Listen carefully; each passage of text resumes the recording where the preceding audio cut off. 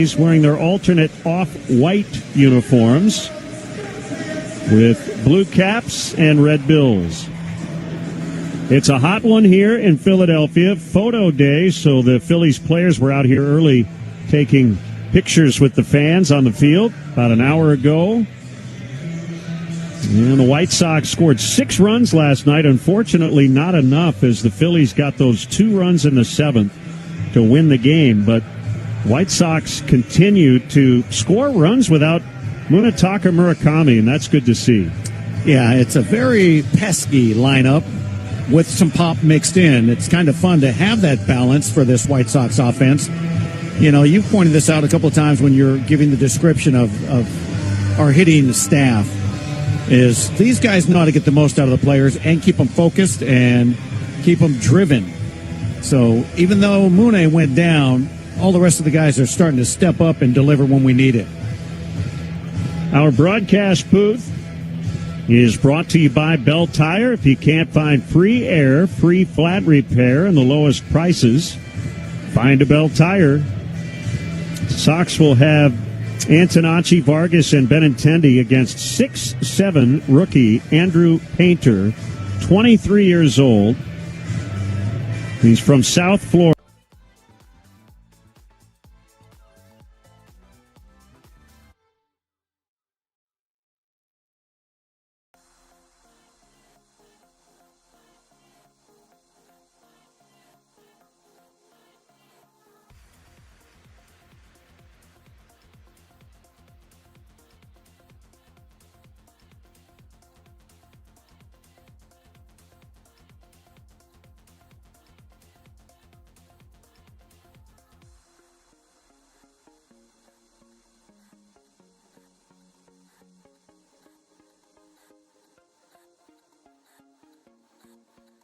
Guys, I say from Lynn and DJ, we know. I don't know if it would get there, but I got good aim. You never know. Painter ready to work. Here's the first pitch. It is up and in, and Antonacci almost got hit again. 91 degrees as we get started. The pitch inside. Antonacci already leads the majors with 13 hit-by-pitches. I think I had that many in my career. No, seriously. It was somewhere right around there at the most. 46 games, 13 HBPs. Ball 2 on the left-hand batting outfielder. Here's the pitch. Swinging a foul. Left field and out of play. 95 on that fastball from Painter.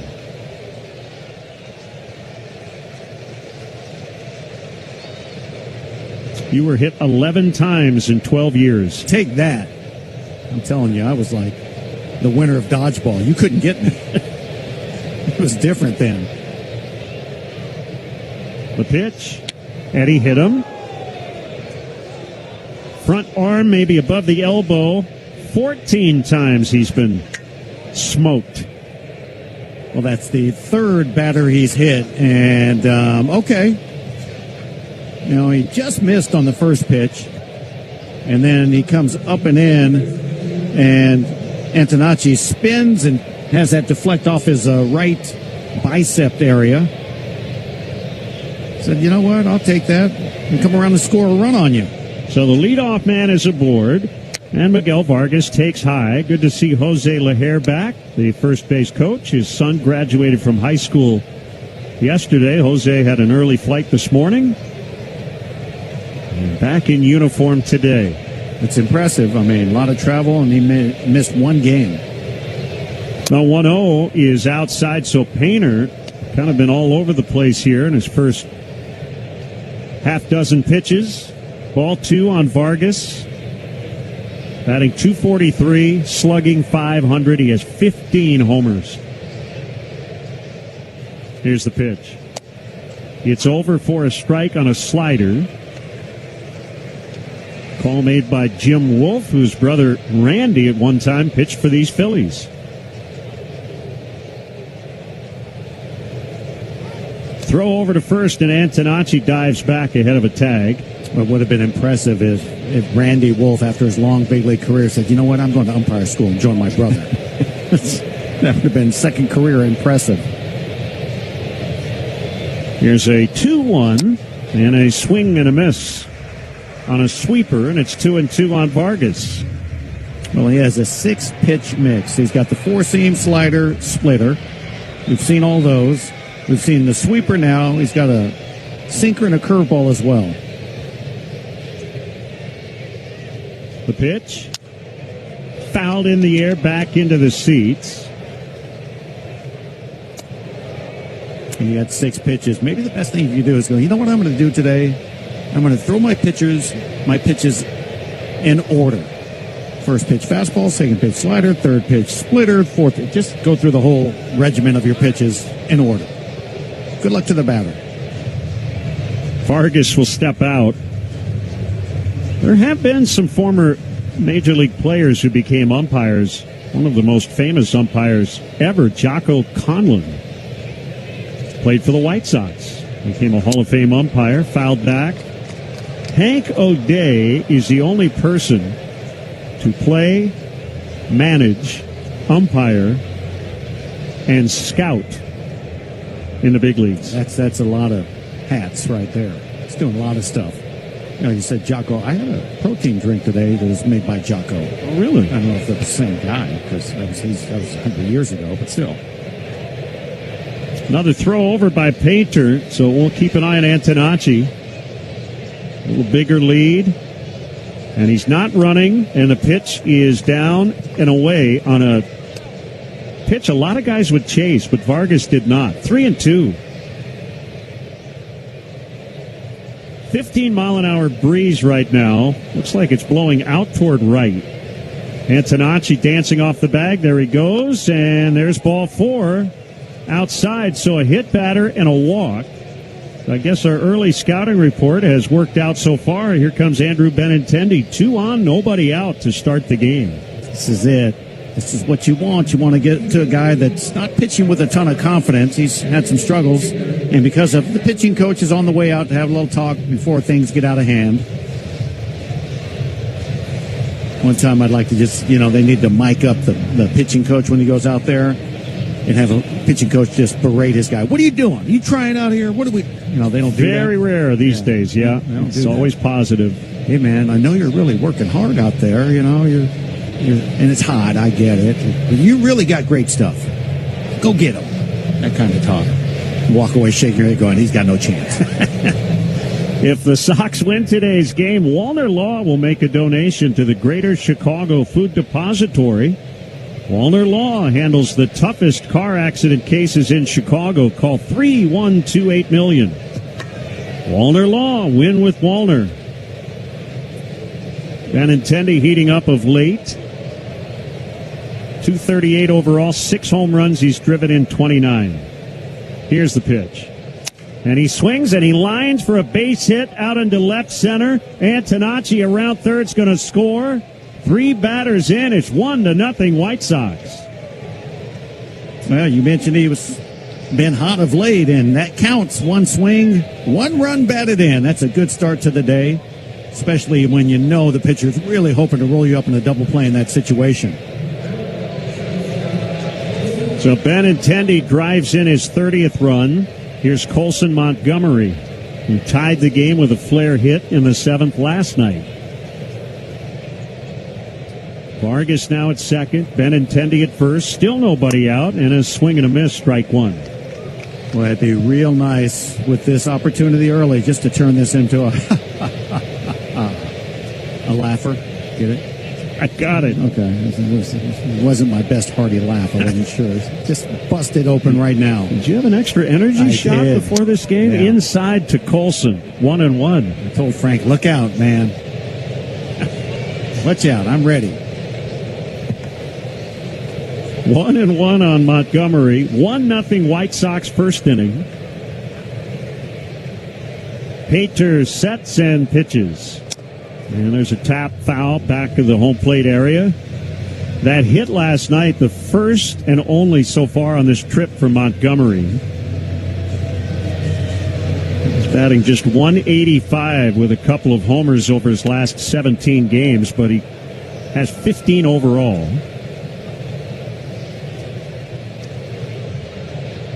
Down here, 1 ball and 2 strikes. Phillies manager knows Colson well. Don Mattingly, due to their Indiana ties. There's a high one, 2-2. They do a little off-season charity work together. Yep. Colson's from Huntingburg, Indiana. Mattingly is from Evansville.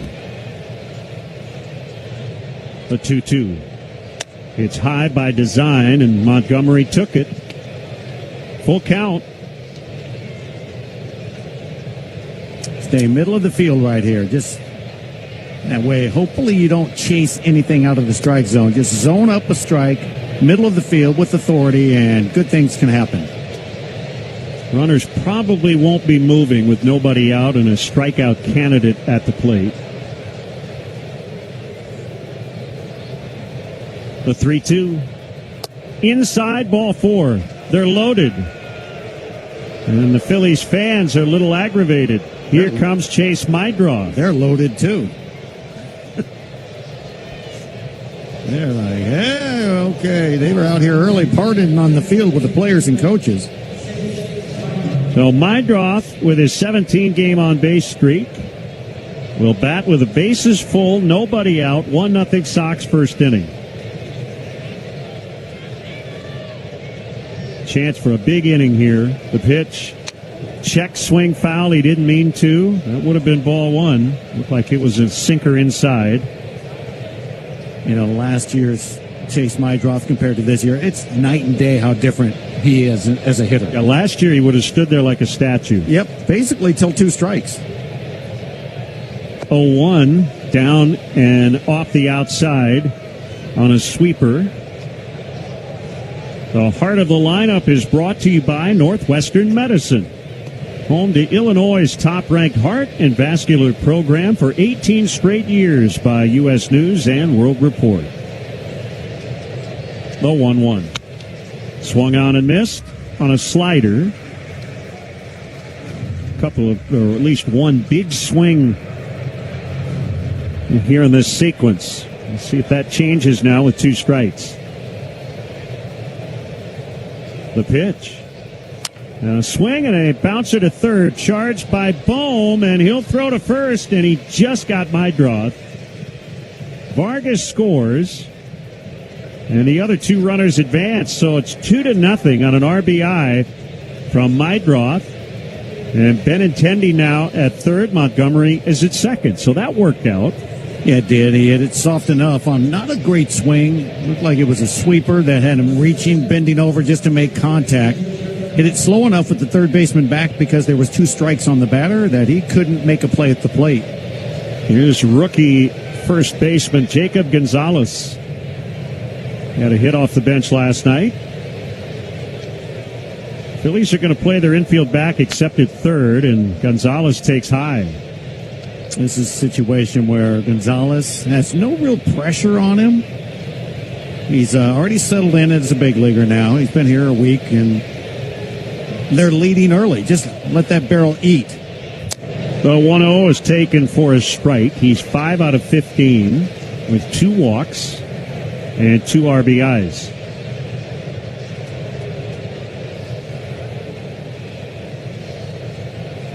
The pitch. Swing and a miss. He was out in front of a splitter. And it's 1-2. You mentioned the wind. I think it's a helping wind on deep drives. Going to get some help. Carry it out of here. The 1-2.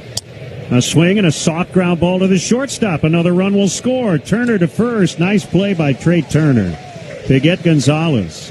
But on the play, Benintendi scores, and it's 3-0. I mean, it's a trade-off. Make some contact with the infield conceding the run, and he did that. Soft contact. Turner was nowhere in the vicinity. He was playing up the middle, had to round back toward third base to get it. Now, we should note that's 0 for 2 with runners in scoring position, and both ground balls scored a run. So sometimes that batting average as a team can lie to you a little bit, right? Peters swings and misses. Yeah, great point. Yeah, because those are positive at-bats.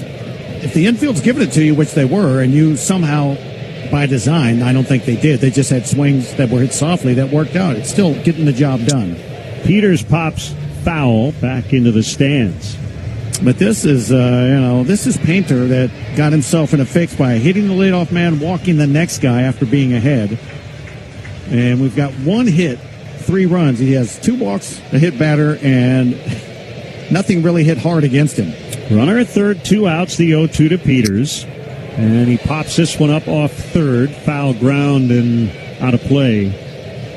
Peters is 13 for 27 over his last 9 games. That's a .481 average.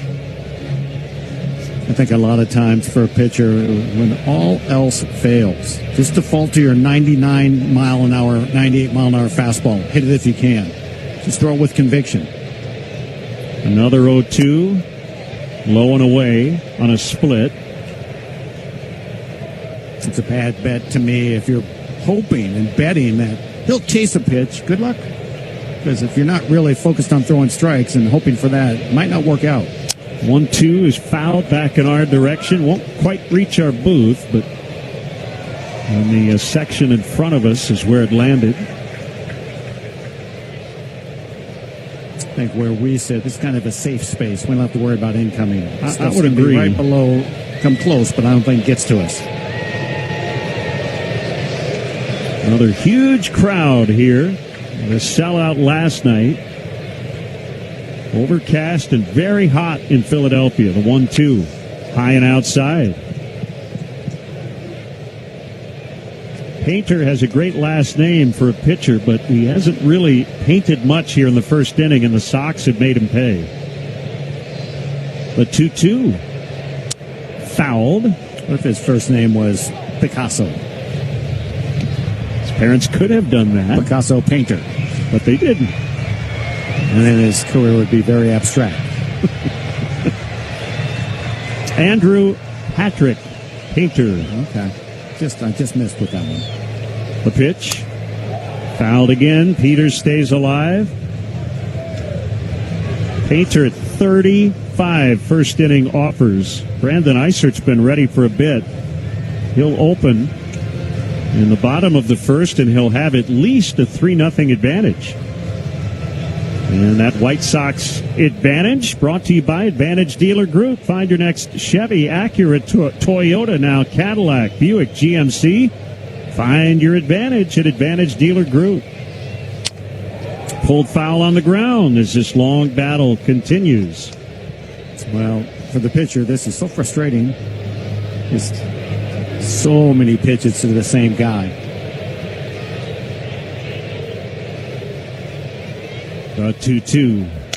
Up and in. Drew Romo would hit next. Pitching coach has already made a visit, and now there's action. It looks like Tanner Banks, the ex-White Sox, is up playing catch. The payoff. On the ground, fair into the corner and right. Peters drives in Montgomery. Tristan on his way to second. He's going to stop there with a double. It's 4-0. What an at-bat by Peters. Yeah, the payoff. It was a slider that was over the plate enough to where he didn't hook it foul. It was basically right over first base and seemed to be just enough out of the reach of Harper. I don't know how good of a read he had on contact. Looked like he had a little late move toward that ball at first base. 12 doubles for Tristan. It's sponsored by Tito's Handmade Vodka. America's favorite vodka for a reason, distilled and bottled by Fifth Generation Inc., Austin, Texas. 40% alcohol by volume. Savor responsibly. Now, Real Muto took a long, slow walk out to the mound. I think this is just to buy more time. Yeah, I'd agree. It's smoking out there, so let's just take a breather out here, big boy. Hey, fans, be there Friday, June 26th, at the White Sox take on the Royals at 6:40. Then stick around for the post-game concert featuring Marshmello. It's presented by Minute Maid Spite. Don't miss your chance to be on the field.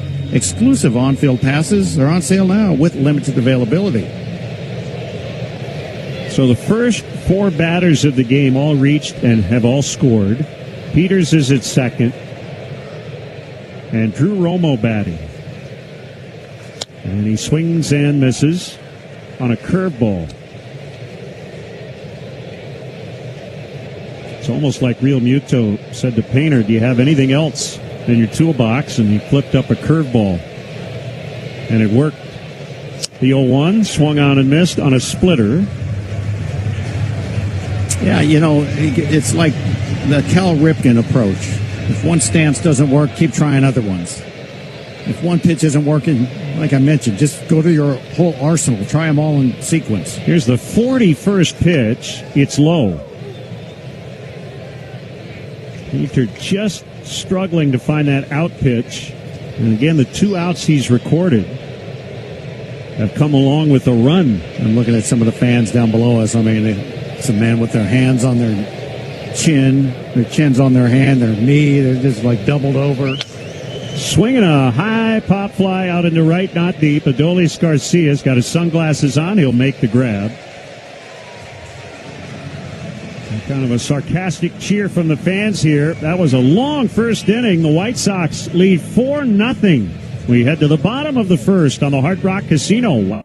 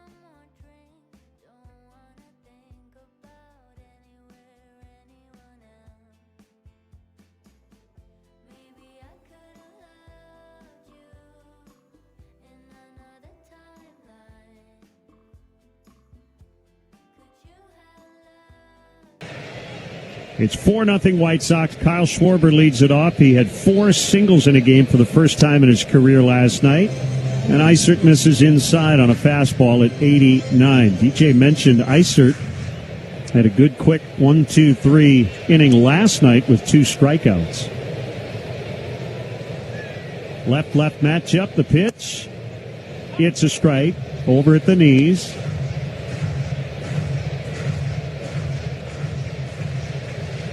Sean Burke will get the bulk innings behind Eisert. The 1-1. Called strike 2. Yeah, Eisert has to basically be good out there in this first inning, or they will get Burke right out of the gate in this inning. He's out there warming up now. Schwarber will get a timeout. He leads the majors with 23 home runs.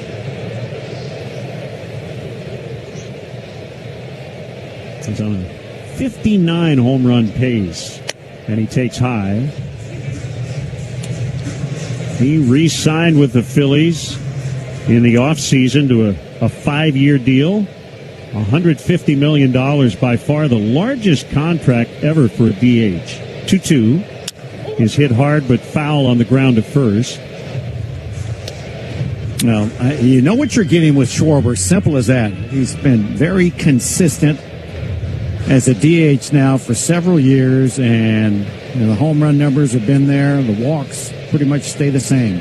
Coming off the best year of his career, and he takes low and outside, and Romo went after it as that ball got by him, just in case Schwarber swung at it, but he didn't, and it's 3-2. And you always hesitate to say this, but I think the volume of work is large enough and his reputation strong enough that Schwarber was signed not just for the offense, but for his character and his leadership. And he swings, and it's a high fly down the right side. This is foul and out of play. I mean, I don't think it's out of line to say if you polled all big league players who's the best teammate, Kyle Schwarber would be in the top 2 or 3. They love him here. Well, I mean, he's good with the fans. He's good with the city. He's part of everything that has to do with the Phillies now, so he's entrenched. 3-2 pitch, swing and a miss, strike 3. Good slider that ended up down and out of the zone, but it looked like a strike, and Eisert strikes out Schwarber. Well, that's the key. Eisert steps toward the first base dugout when he's throwing around his body, and then you throw that big sweeper. It starts on the inside corner, ends up way outside. Here's Trey Turner, and he takes a strike on a slider. Eisert uses his changeup a lot against righties.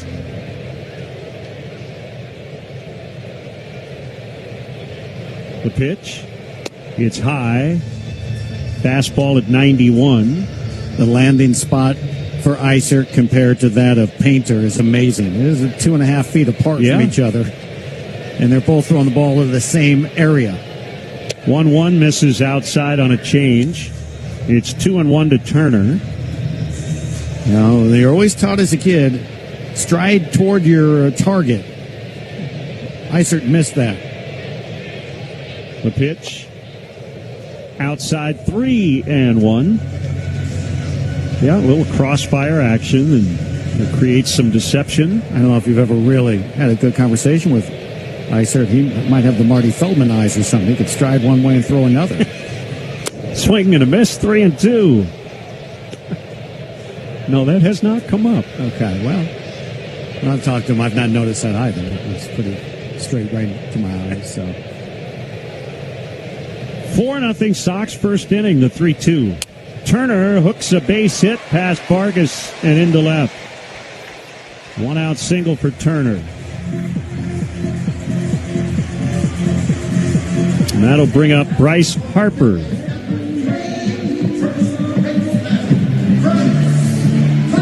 Hard to believe Bryce Harper's 33. He was 19 when he made his major league debut with the Nationals back in 2012. And he has now played in Philadelphia longer than he was with the Nationals. And he swings and he fouls right at home plate. 7 years with the Nationals. This is his 8th with the Phillies. 927 games in D.C. This is number 922 with Philadelphia. I can just think back to all the hype when he was on the cover of the Sports Illustrated magazine as a high school kid. Yep. He was a catcher. The 0-1, swing and a miss, 0-2. He's the 18th player to appear in 900 games or more for 2 different organizations, and one of 10 with 180 home runs for multiple teams. 377 overall. And a swing and a miss, strike 3. They didn't like that stride that Eisert's featuring behind him as a hitter. He's like, that guy's stepping behind me. And the breaking ball in the outside corner.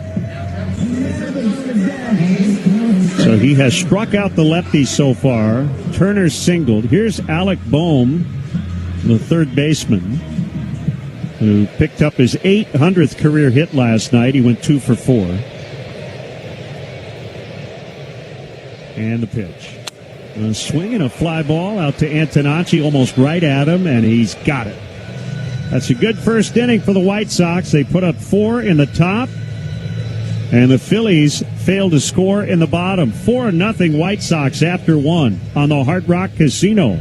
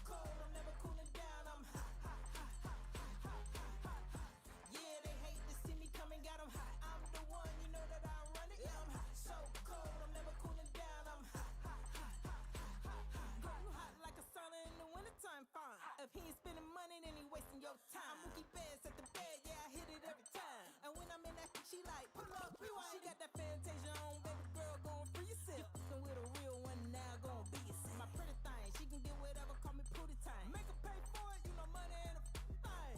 And I'm just me and this two-stepping to the bank, flipping it. I got hot. Yeah, they hate to see me coming, got them hot. I'm the one, you know that I run it. Yeah, I'm hot, so cold, I'm never cooling down. I'm hot. In the first, 4-0 Sox. First pitch swing and a fly ball out into left. Backpedaling is Marsh, and he'll grab it just ahead of the warning track. One pitch and one out. Now Sam Antonacci, who was hit by a pitch to open the game. One thing that's interesting about Antonacci, he's going to be somebody that gets hit even more because people don't like that he gets hit. Does that make sense? Yes, I think. I'm trying to decipher DJ speak today. There's a fly ball to left, and it's foul. Hit pretty well. You know how the ball was close to him. If he leans back, he probably didn't get hit the first time up, but he doesn't lean back. So I agree. I totally agree with you on that. He's good at making it look like he's, quote, getting out of the way. But unless you're literally diving into the ball, they're almost never going to call you for being hit intentionally. There's a swing and a little bloop, and it's going to land foul past third base. Just a little carved piece, and it landed a couple feet foul. That might have been a double had it landed fair. And I'm not saying or suggesting Sam leans or tries to hit himself. These pitchers are throwing pitches at him, and he's not moving out of the way. I mentioned it to Will on the manager's show. I said, you don't have to put it in a scouting report, but if you were playing against Antonacci before every game, you'd have to tell your pitchers, be careful with the bases loaded. Right? There's a swing and a soft line drive into center field. It'll be Crawford to make the catch. Because if you work in and off the plate, you're going to hit him. Oh, absolutely. He's not going to move. So, that's my point is with him, if you're working inside just off the corner and his arm's out there, he's going to take a plunk. And that's why some pitchers are going to say, oh, really? I'll show you what being hit's like. And then he's going to have some thrown at him because they're just bitter. Because he's not getting out of the way. That would have happened in the past, but I don't know how many pitchers would do that now. Vargas takes ball one. We know one. I think it was Lang that drilled him in his thigh with Kansas City. Yeah, that kind of felt that it was on purpose. There's a swing and a bloop into right and a base hit for Vargas right off the end of the bat. Painter's shaking his head. That's because he's having one of those days. It's like, even when I make a good pitch and they don't hit it hard, it's falling. And it was a slider. He hit off the end of the bat. Now, Andrew Benintendi. But having said all that about Antonacci, you want that guy on your team. Yes. Because you like getting in the head of other teams' pitchers if you can. Absolutely. That's a great point. And I don't even know if that's what Sam's trying to do. I think he's just trying to get on base, but Benintendi takes a strike. It's kind of like that Pierzynski factor, you know? You love him on your team, but you don't love him if you're playing against him.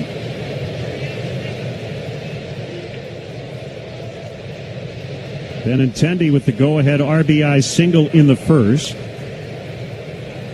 The set and the pitch. And a check swing, pop fly, shallow left. It'll be the shortstop, Turner, to make the catch. So bloops galore in the second inning. Sox get a hit, no runs after an inning and a half. White Sox 4. Phillies nothing on the Hard Rock Casino.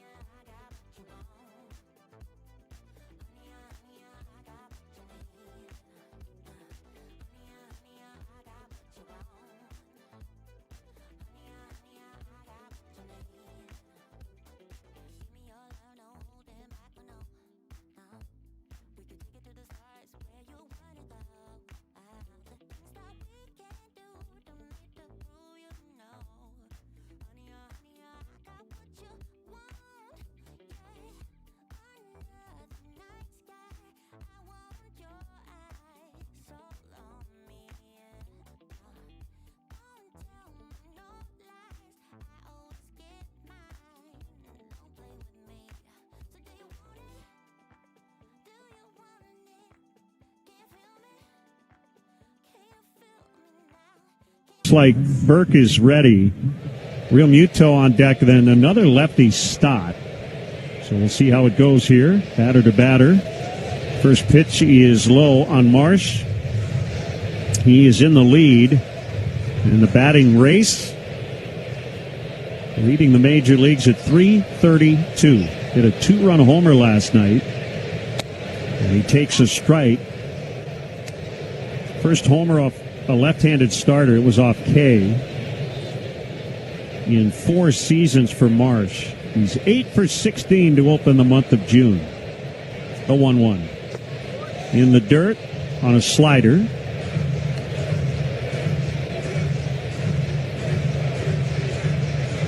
And for whatever reason, the numbers for Sean Burke following an opener have been outstanding. Anger in his career, maybe swing and a miss, 2-2. We'll give you those numbers when he comes in. Might be a guy that just gets angry because he's not starting. He's like, okay, I'll show you, which works in favor of everybody because they're like, yeah, you do great when we do that. But the option's not to suck at being a bulk guy because then you won't get a job at all. Swinging a high pop fly into left center. It's not deep. Antonacci will give way. Tristan Peters will take care of it. Here comes the manager. So, great work by Eisert. 1 out, bottom of the second. Sean Burke coming on. Sox 4. Phillies nothing on the Hard Rock Casino White Sox Network. Construction season is here in Chicagoland. Commercial Tire Service is ready to keep your crews moving. Family owned and operated since 1989, they bring over 37 years of experience helping businesses choose the right tires for every job. From construction and industrial equipment to landscaping trucks and trailers, they offer a wide range of tough tires and sizes.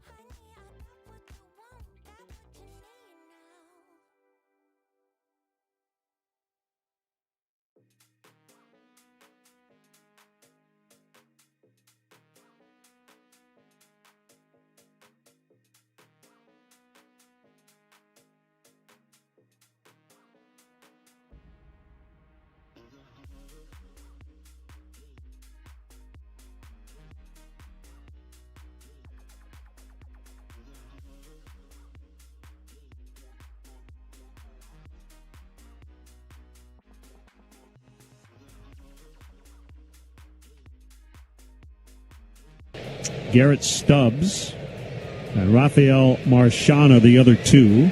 We've seen only Real Muto so far this weekend, and he takes a strike.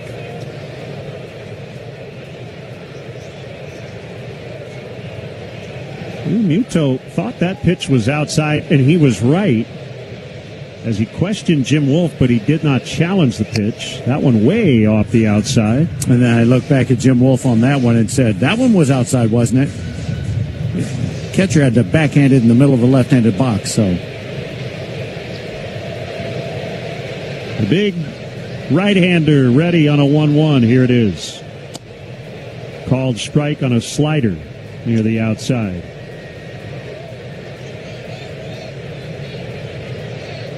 Jim Wolf made his major league debut in 1999, so he's been umpiring for a while. Now, something got onto the field down in the left corner. So they'll have to retrieve that. It was a beach ball. It's been umpiring since my last year of playing. Yeah, hey, that's right. He's old. He worked home plate during Dallas Braden's perfect game in 2010. 1-2 from Burke is outside. And he was at third base when Tyler Gilbert threw a no-hitter with Arizona in 2021. Hey. It's like that Beach Boys song, He Gets Around. The 2-2. It's outside. I think it's round, round, get around, I get around. Yeah, that's what I meant. Yeah. I sometimes get lyrics wrong. My wife play tells off me. that. Yeah. Sometimes she goes, you don't get lyrics right, do you? No, sometimes. 3-2, and he missed away, and it's ball 4. So Burke walks the first batter he faces, and that'll bring up Bryson Stott, the left-hand hitting second baseman. Yeah, Real Muto didn't even bother moving the bat. I don't think at all that whole at bat. Just kind of took everything, didn't he? Or did he swing once? But he worked ahead, Burke, and he then did not swing. No, just let him back in there and said, take a free pass. The pitch to Stott is high and away. Speaking of left-hand hitting second baseman, good to see Mickey Morandini out here for photo day. Former Philly, among a few other teams. Had a nice big league career. Yes, he did.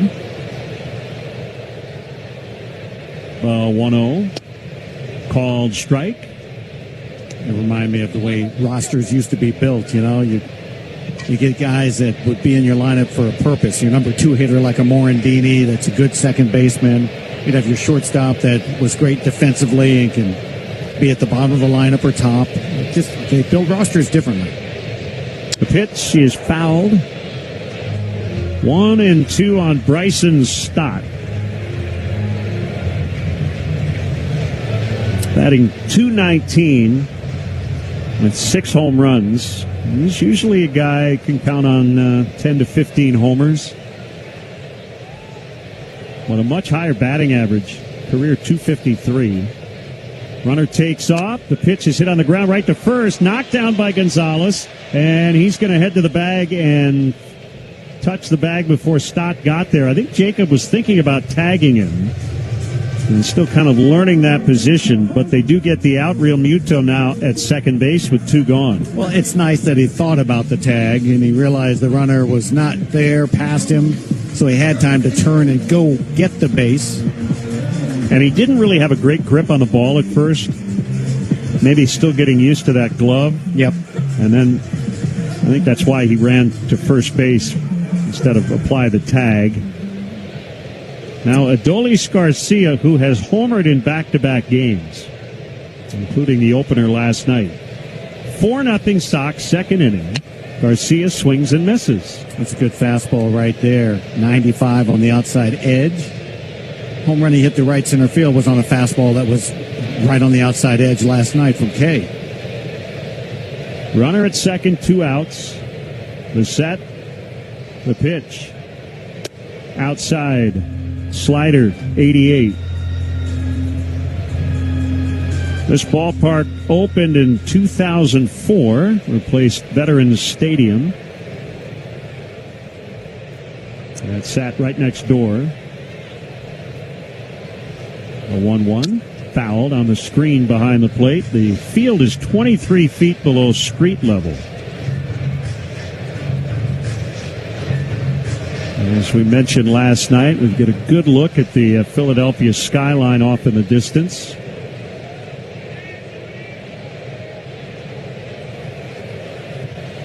Burke on a 1-2 to Garcia. Here it is. He struck him out swinging on a slider, and the inning is over. Through 2, Sox 4, Phillies nothing on the Hard Rock Casino. White.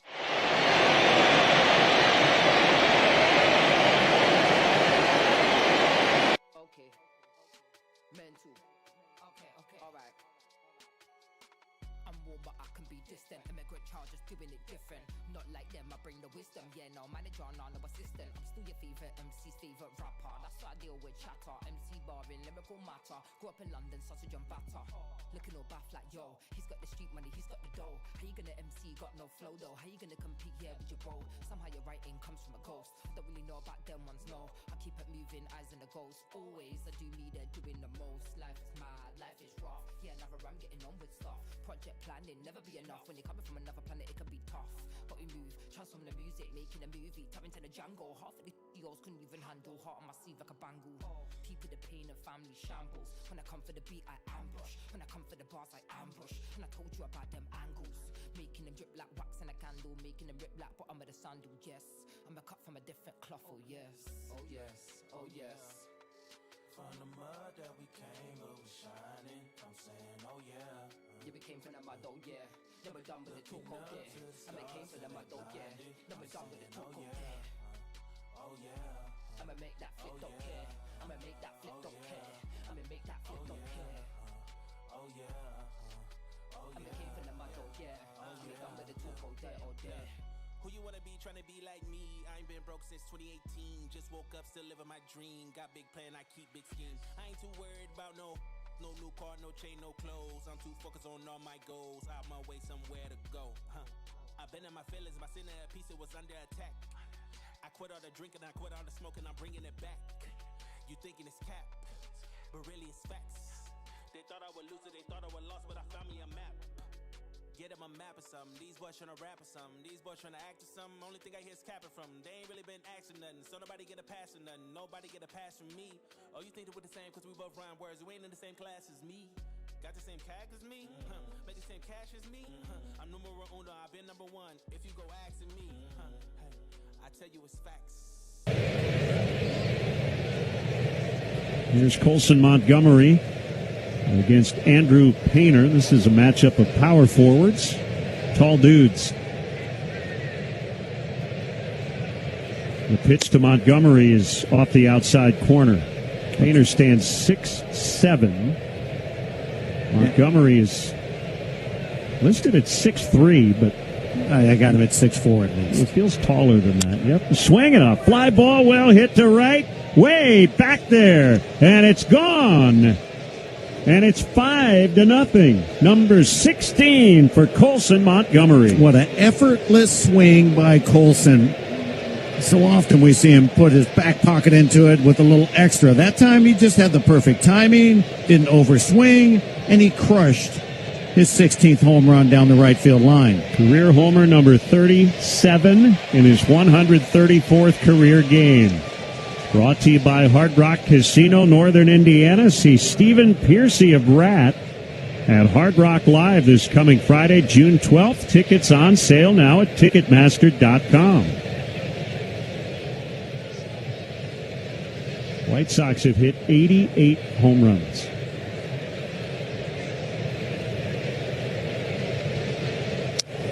And a swinging strike, Mydroth the batter.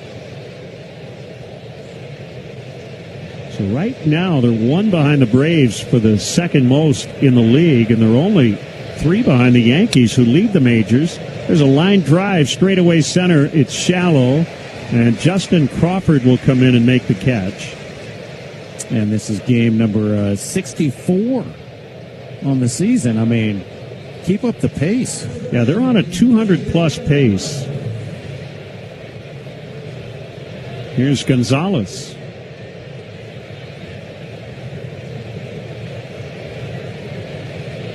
Here's the pitch. Called strike, 10 for ID on the Hard Rock Casino White Sox Network.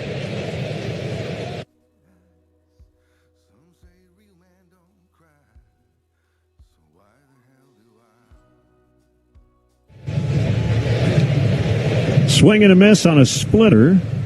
2 strikes to Jacob Gonzalez. RBI ground out in the first inning. The pitch. And there's a drive to right.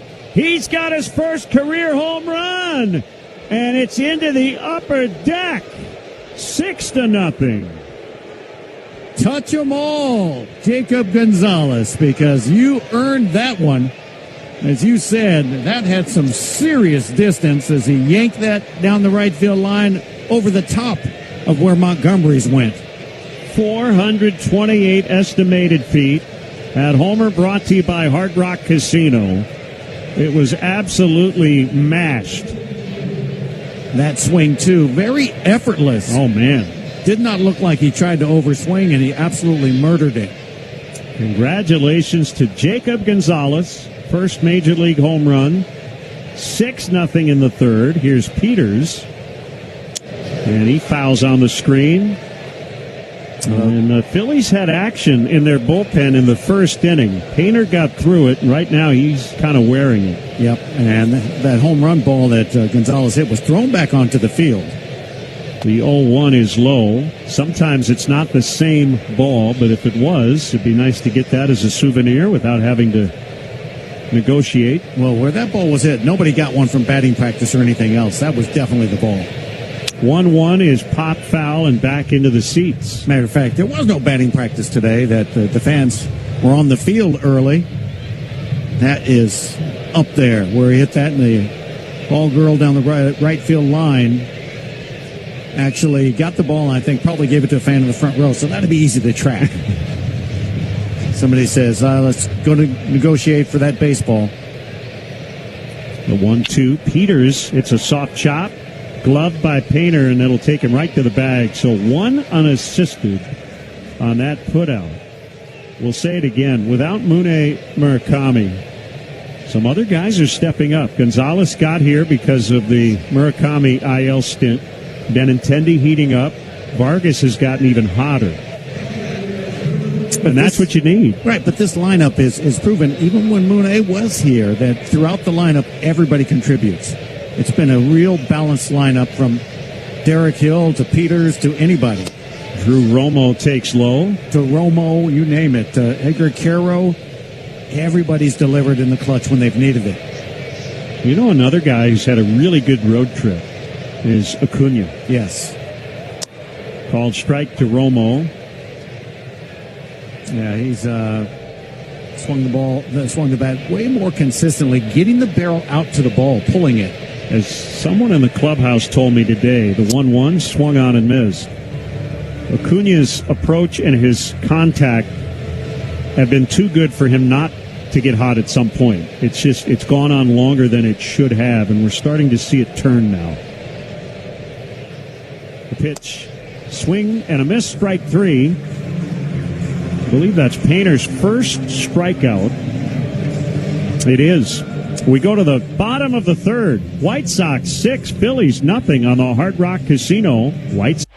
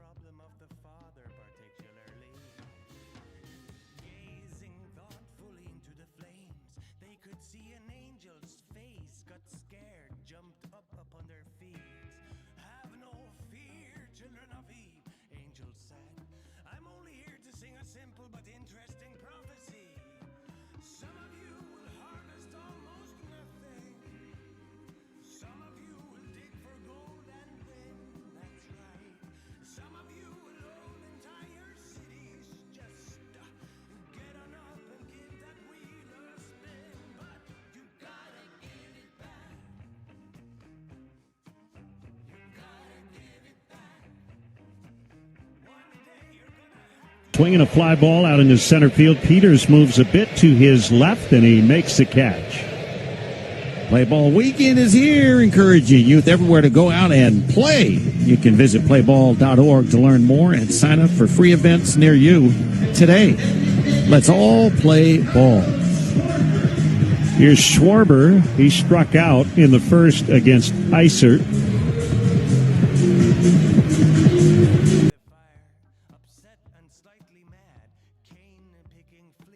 Four hits last night.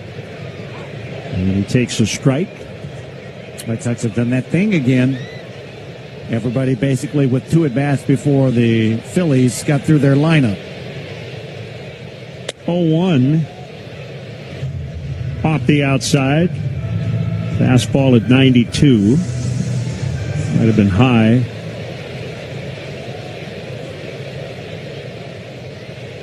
So 1-1. Fouled back. I guess it's play ball weekend. I noticed the patch on the side of the caps.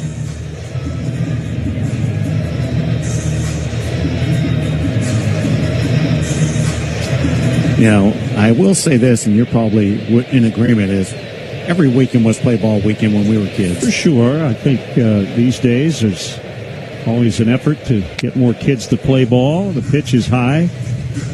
2 balls, 2 strikes. I mean, for us kids that were fortunate enough to have parks and sand lots to go to, you were there as much as possible. Schwarber taps foul, didn't mean to. Check swing.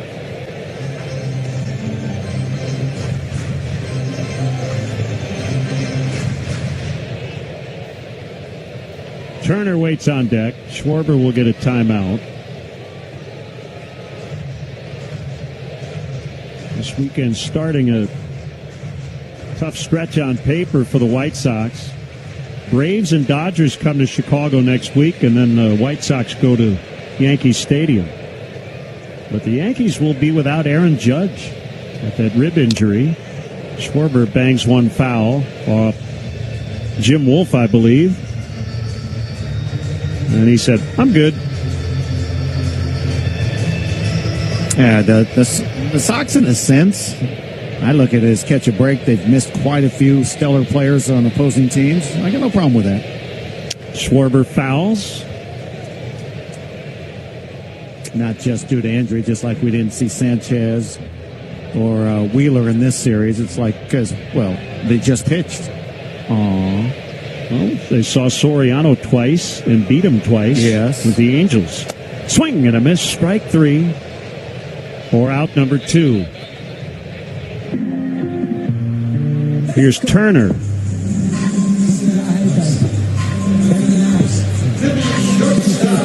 He singled in the first inning.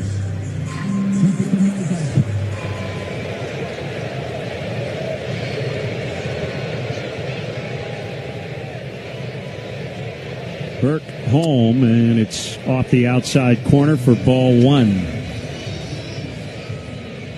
Seattle shut out Detroit 4-0 earlier. Kansas City edged the Twins 3-2. Royce Lewis is back in the big leagues. Burke misses high. 2-0 on Turner. Royce Lewis played second base.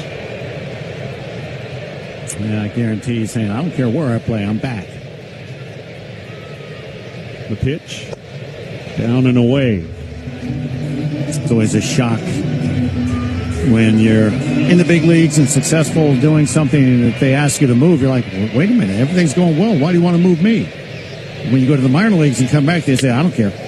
There's a pitch off the outside, ball 4. Burke not happy after a 2-out, 4-pitch walk to Turner. Now he'll have to face Harper. Sox lead 6-0. Phillies trying to get something going here in the third inning. Crazy, as you mentioned, he got the first 2 out, pitching very well in dominant fashion, getting Schwarber and Crawford, and then it's just gone. Just something off in your delivery to where you can't throw strikes. We'll spin and throw to first. No tag applied by Gonzalez. Turner had a little lean towards second base on that little quick pickoff move. 328 career steals for Turner. Guessing he's not running, though, here. The pitch. Harper takes outside. You want to give more information why he wouldn't be running? Well, it's 6-0 and Harper's at the plate. That's it. Can't get thrown out to end the inning with this guy batting.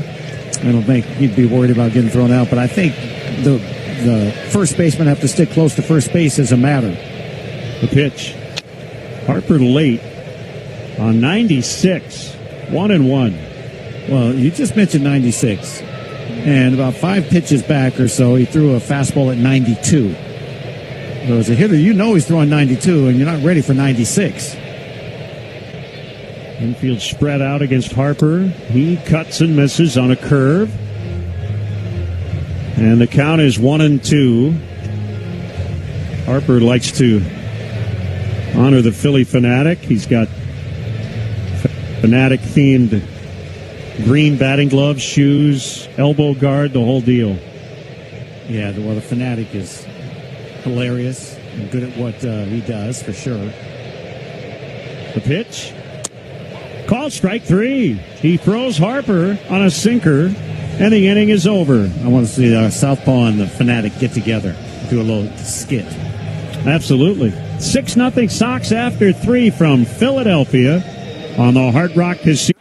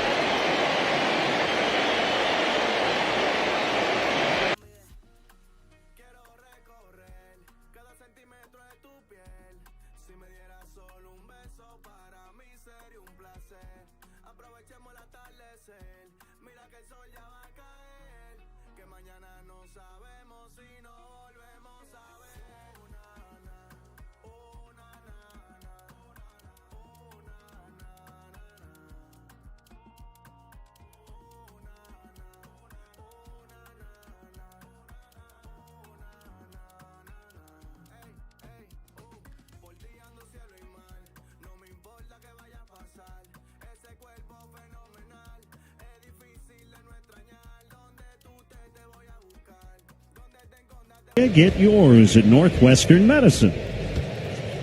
6-0 Sox, 4th inning. Riku Nishida looks at a strike from the right-hander Andrew Painter. Third baseman Bohm has his toes on the grass, and Riku takes high. He flied to left in his first at-bat. A lot of space out in right center against him. And there's a swing and a ground ball, base hit. Just eluded a diving Turner out into left center. That's what we're talking about. Line drive for Riku. And that will give him a chance, especially hitting it that direction. Shortstop's going to have to make a terrific play and get rid of it because of the speed. Leadoff man aboard. Here's Antonacci. 0 for 1, plus a hit by pitch and a run.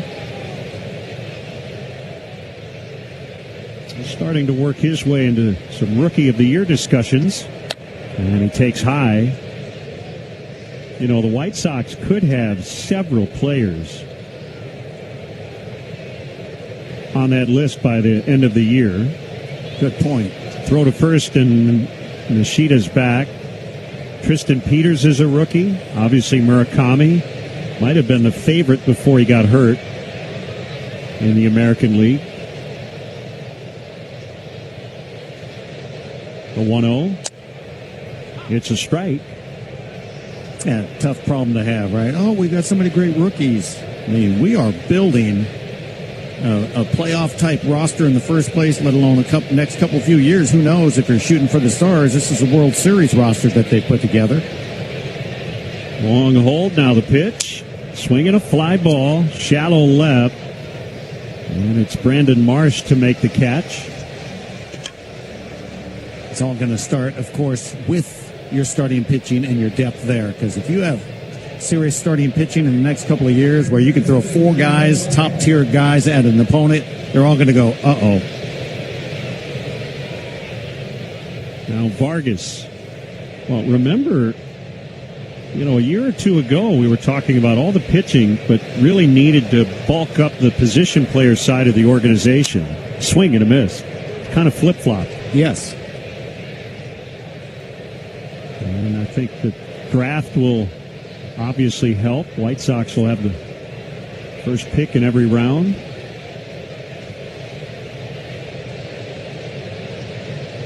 The 0-1 is inside. We don't know who they'll take with the top overall pick. Industry consensus is that it would not be a pitcher. Several position players, couple shortstops, there's a catcher. They all think we're in that top 3 or 4 of the first round, fouled by Vargas. And the count is 1-2 on them.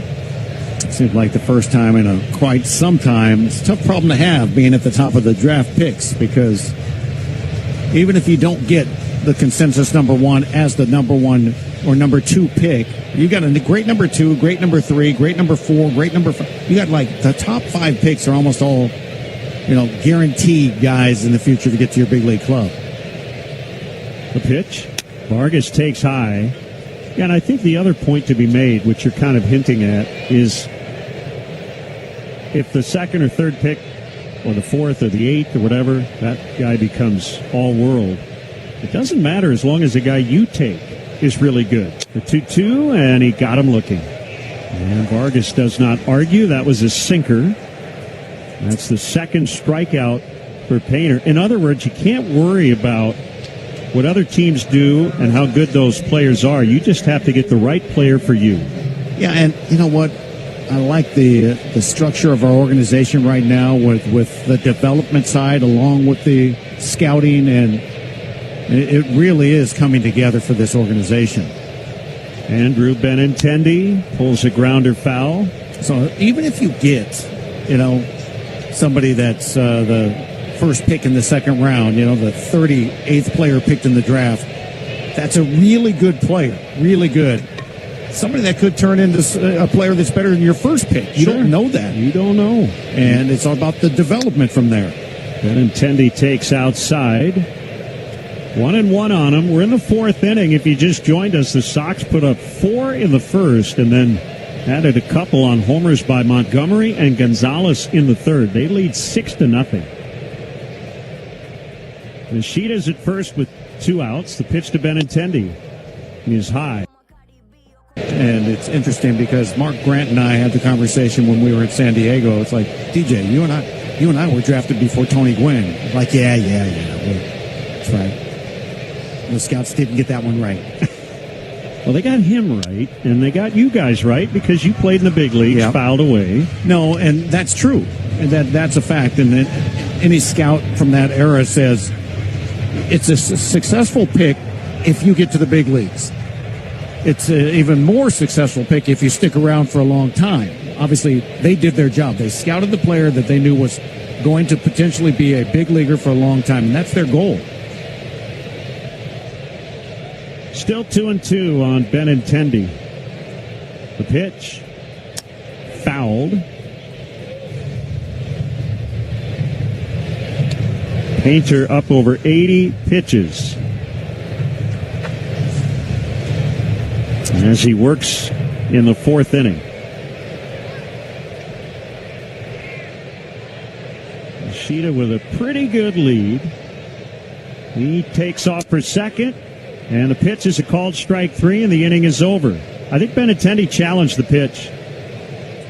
Batter is challenging the strike call. I didn't even see it second. I assume Nishida was safe. He was. Okay. Yeah. Because you got a million things happening here. That pitch is a strike. Benintendi with a rare challenge, and it is a called strike 3. Call confirmed. Chicago has one. By the way, if the play had been disputed at second, just for future reference, you've got to do ABS first, then you do the other challenge after that. But that didn't matter. It's 6-0 Sox in the fourth on the Hard Rock Casino.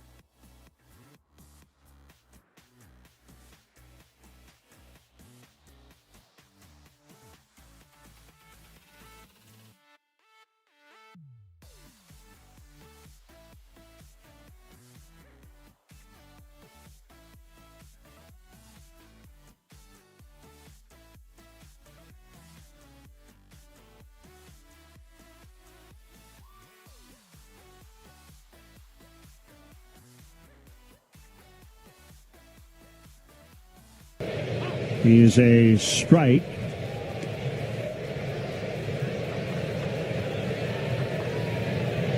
Burke came into the game with one out in the second inning in relief of Brandon Eisert. There's a swing and a line drive out into deep left field, and it is gone.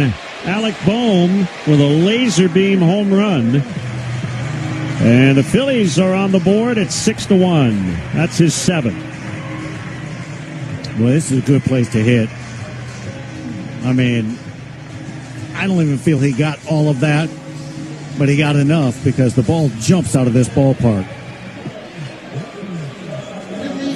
Never good news when you give up a home run, but when you have a big lead in this park, as you said, you'd rather give up a solo than a home run with men on base. Here's Marsh. And he takes ball one on a curveball that tried to find the back door and ended up high.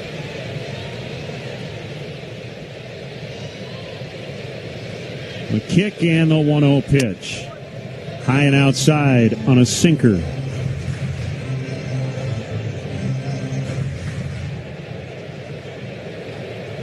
So ball two on Marsh. He flied to center in his first at bat. The pitch. A swing and a shot that's off the pitcher. Picked up by Burke, and he'll throw in time to first. So a rocket right back to the mound, and here comes Will Venable and James Kruk to make sure Burke is all right. I didn't see a replay, but it looked like that got him in the backside. Yeah, got him right in the right bun. That's about where you'd want to get it. A lot of padding. This big man with plenty of cushion right there, so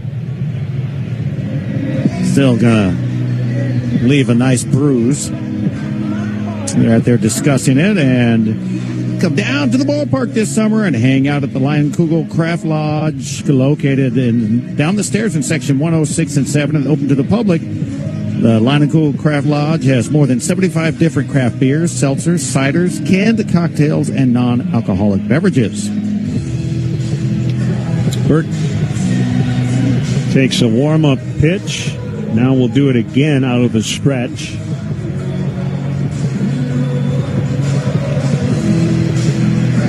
And he gives the thumbs up. Hey, Steinhoffels is a proud partner of the Chicago White Sox. This season, every time the Sox turn a double play at home, Steinhoffels will donate $200 to Special Spaces to help create dream bedrooms for children battling cancer. Now JT Realmuto with one out. The pitch by Burke. It's a get-me-over slider for strike one. It's just a reminder, watching that ball go off the body of Burke, how close those guys are to the batter when they let go of the baseball. Yep. The pitch just missed the outside corner on a slider, 1-1. Realmuto re-signed as a free agent to a 3-year deal. That happened after Bo Bichette signed with the Mets. Realmuto wasn't necessarily confident he'd be coming back. There's a strike.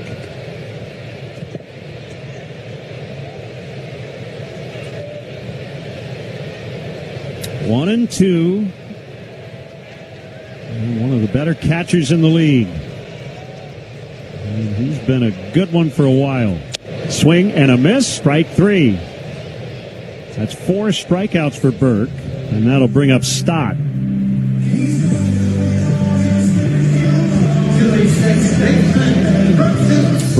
Bryson Stott 0 for 1. That fastball, last one that was the swing and miss pitch, was 96. He has that, and I like that he's changing speeds on that pitch. Stott swings and hits a towering fly out into medium right center. And it'll be Peters to make the grab. Bohm hit a leadoff homer. Then the next 3 retired. And we go to the 5th inning from Philadelphia. Sox 6, Phillies 1 on the Hard Rock Casino.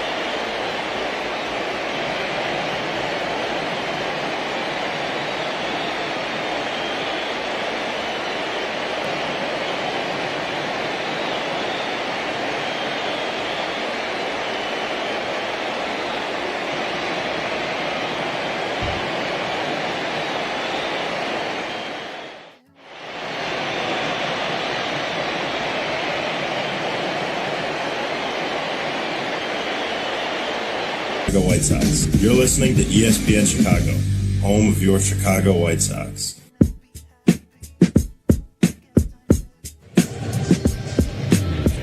Back in our Bell Tire broadcast booth here at Citizens Bank Park in Philadelphia.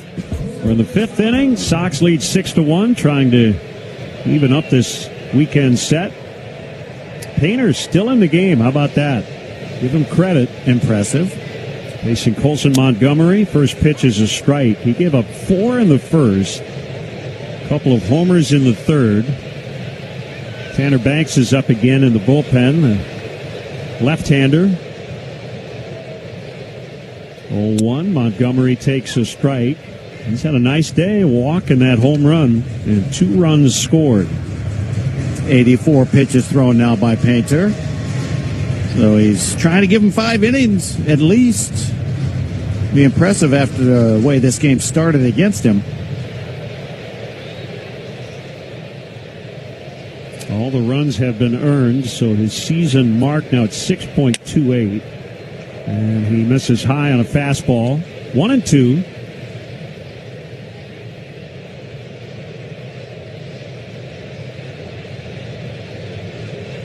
The pitch. Hook foul on the ground, first base side. Colson, he's got obviously tremendous power, all directions. But we can see him get a little pull happy, trying to really turn on pitches middle in. He stays the right balance, keeps the hands in. He can take those pitches over the center field wall just as easily. 1-2, and he got him swinging on a slider. 3 straight punch-outs for Painter. And here's Mydroth. I mentioned the Mariners shut out Detroit 4-0. That ends the Tigers' 4-game win streak. Bryce Miller went 6 innings, no runs on 1 hit. Mydroth takes a strike.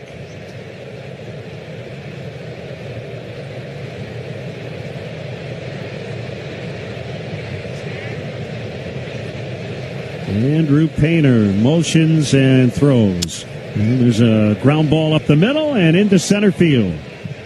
Mydroth now with an 18-game on-base streak. He's 1 for 3. I don't know if it looked like it to you, but it actually appeared that Chase cut down on his swing there. I'm just going to say, that looked like last year's Chase. Yeah, very compact, very controlled, and aimed back up the middle.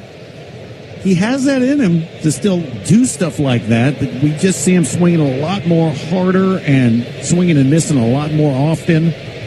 And then he gives you a swing like that, and you're going, do that more often early in games. Pick your moments late. Gonzalez pops it up right in front of the mound. Painter wanted it, but Harper calls him off and makes a catch right in front of the hill. 2 down. Crazy to think that in the end, when you evaluate Painter's performance, his staff's going to look at him and go that way. Because they're going to say, you dug deep and you hung in there for us. And as they look ahead to maybe tomorrow, it might be an extra reliever they use tomorrow that they don't have to use today, and that could help them win that game. Davis Martin did it earlier this year. Yep. And I don't think it was a bad start. I think it was a long start, and it helped the White Sox later win a game. 1-0 on Tristan Peters.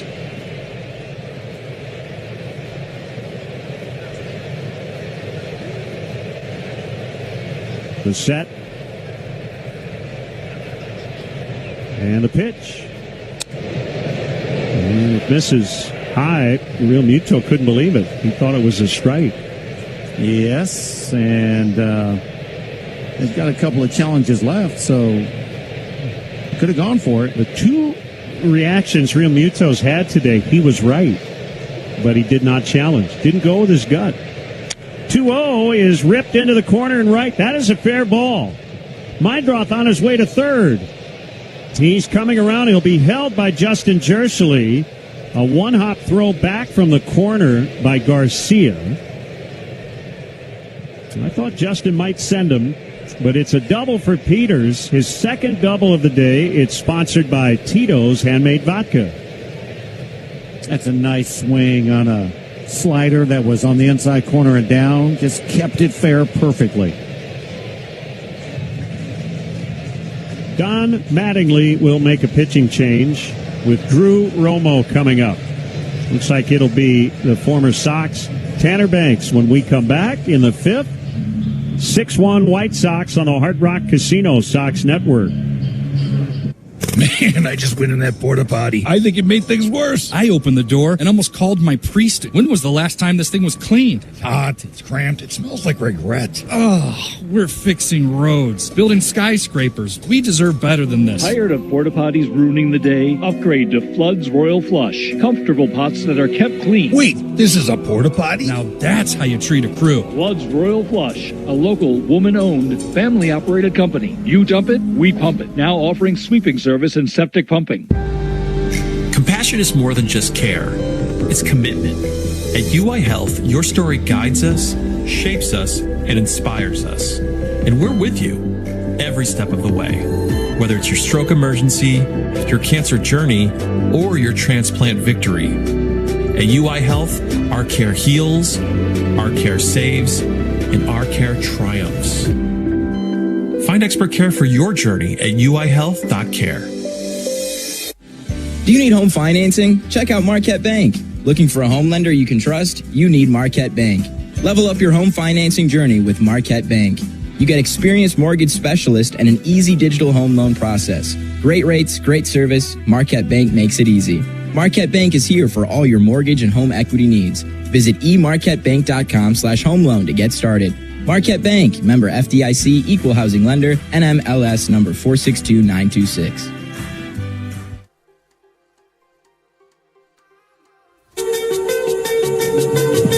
Good to see Tanner Banks. We enjoyed watching Tanner do his thing with the White Sox. Now a Philly.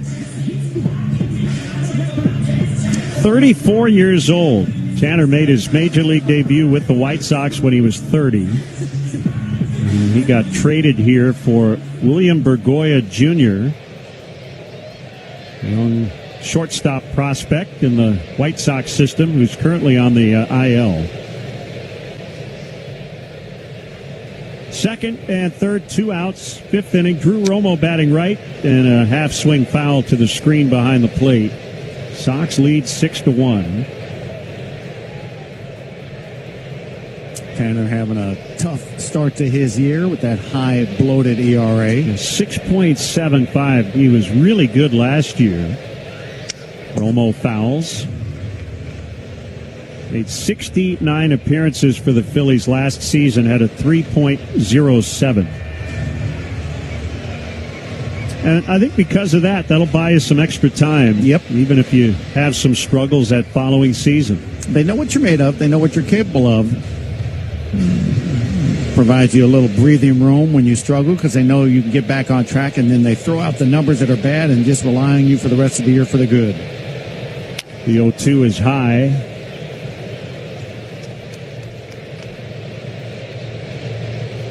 This is Tanner's first appearance in almost a week. 1-2. And he's just off the inside on a slider. Tanner's always been a guy that it's all about location. He's got to locate or he'll pay. The kick and the pitch and a swing and a pop fly. Short center. Crawford's in. He's camping and he two-hands it. He'll bat second in the bottom of the 5th. White Sox 6, Phillies 1 on the Hard Rock Casino. White.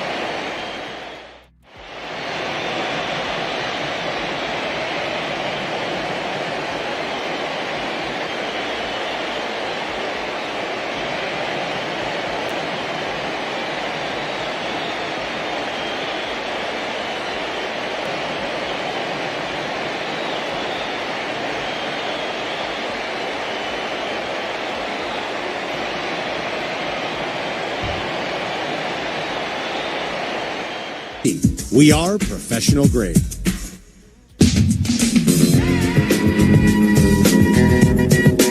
White Sox up 6-1 in Philly as we head to the bottom of the fifth. And speaking of Philly, that is the subject of our White Sox Twitter poll question. Len, DJ, whenever you're ready.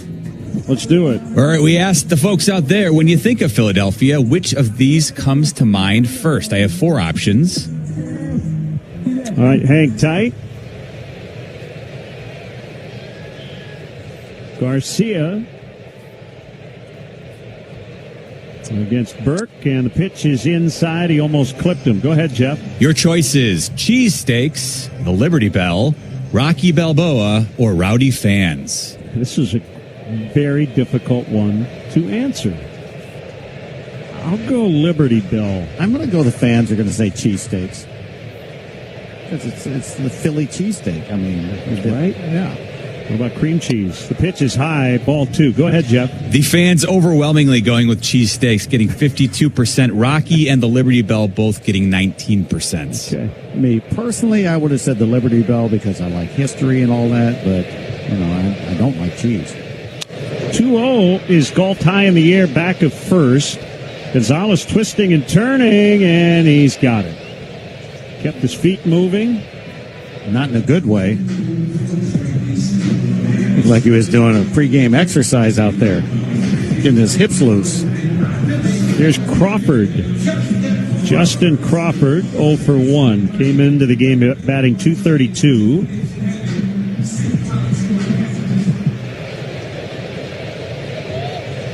Their number 3 prospect going into the regular season, and he bunts through strike 1.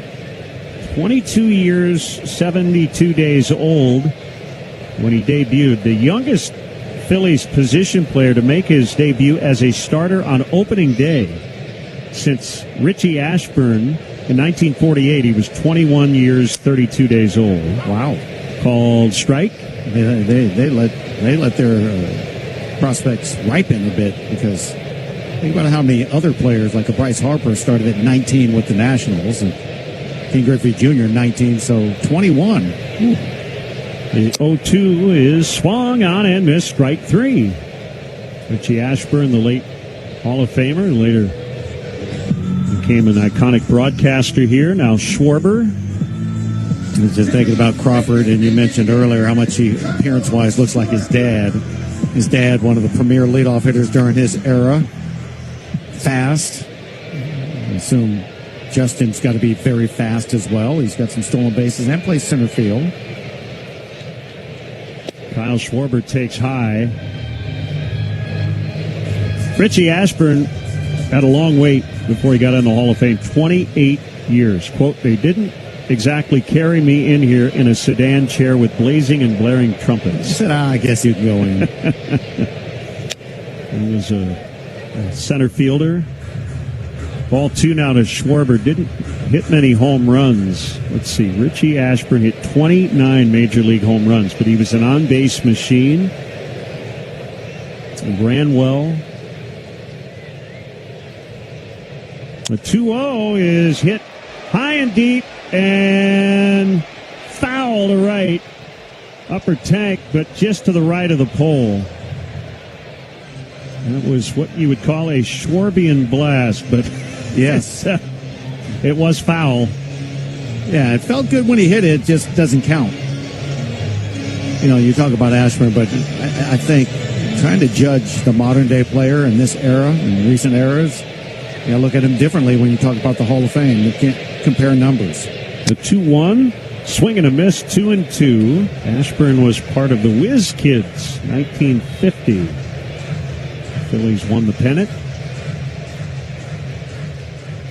The Whiz Kids. I don't know if that's a compliment. It was. Okay. Yeah. Because they were young. The pitch is high. Average age of that team was 26. Hello. So you kind of look at, what the Go-Go Sox means, They have a reunion this year of the Go-Go Sox. A lot of big names coming back. 3-2 is outside. Schwarber walks with 2 outs. That'll bring up Turner. We've seen Burke go out of the stretch here a little bit. Yep. With nobody on. And now he has to with a runner at first base.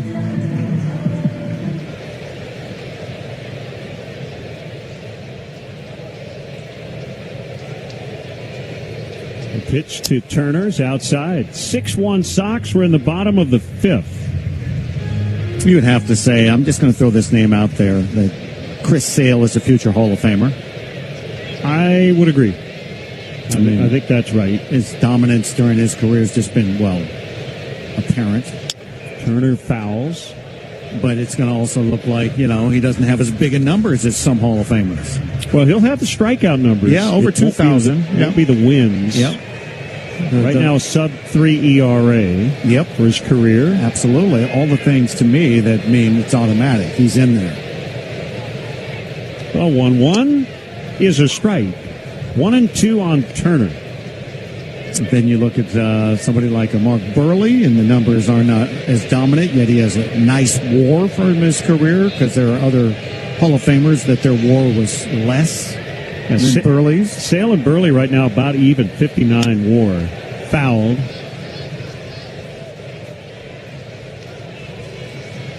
Burley didn't have the strikeouts, had a higher ERA.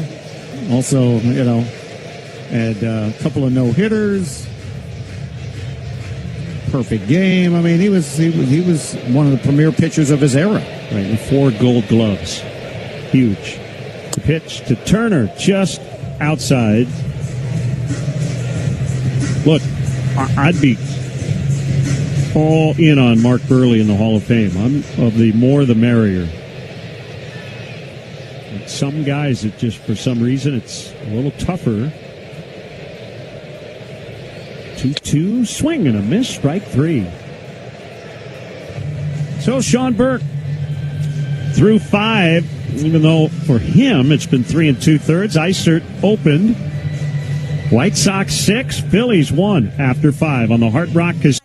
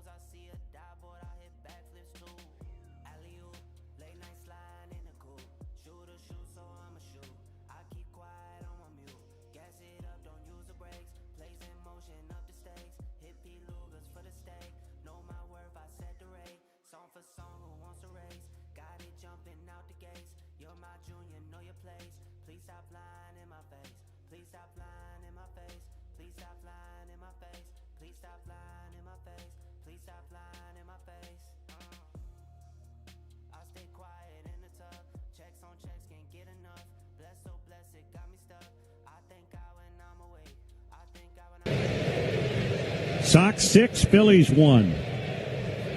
Glenn and DJ, Frank Leone, our engineer, here in the city of brotherly love. Frankie came all the way out just to hang out with us. That's it. And picked something up for Ziggy. I forgot about that part. Had some crab cakes too, but still. Other than that, he was here for us. Swing and a miss. 0-2 on Derek Hill. Day game tomorrow, noon for the pregame show with Jeff Meller, 12:35 Central first pitch. David Sandlin and Aaron Nola. The pitch is outside. Might we see an opener tomorrow? Who knows? We'll find out.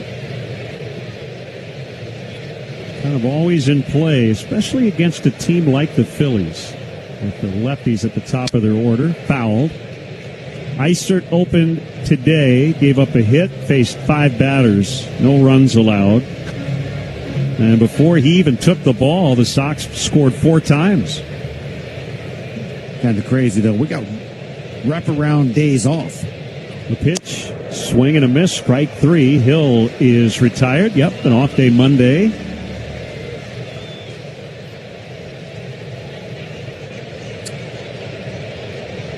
Now Sam Antonacci. The reason I bring that up is because you have some depth in your bullpen, and you had an off day before this series started, and then the day after this series, you kind of can say, everybody's available.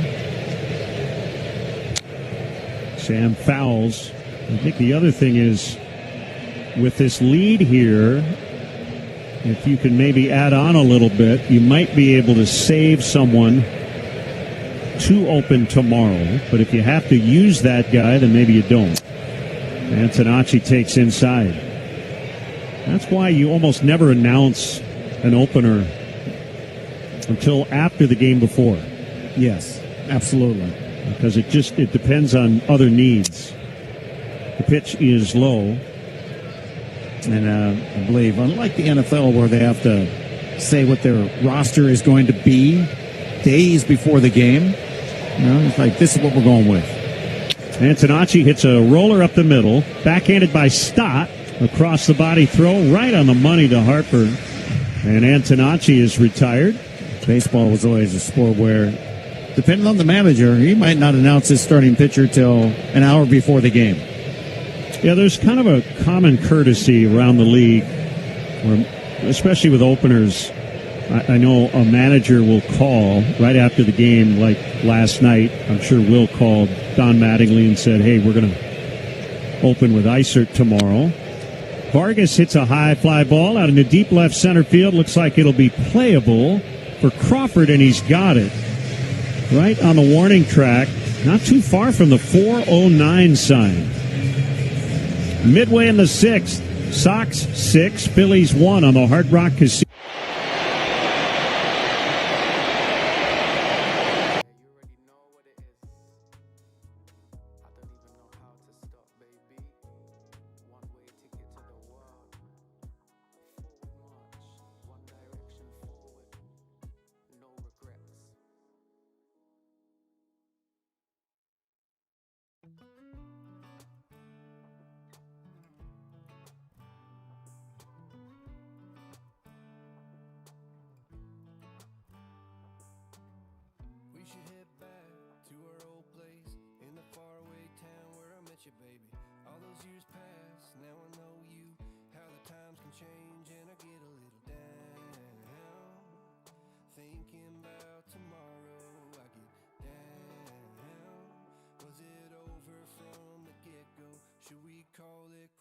And let go.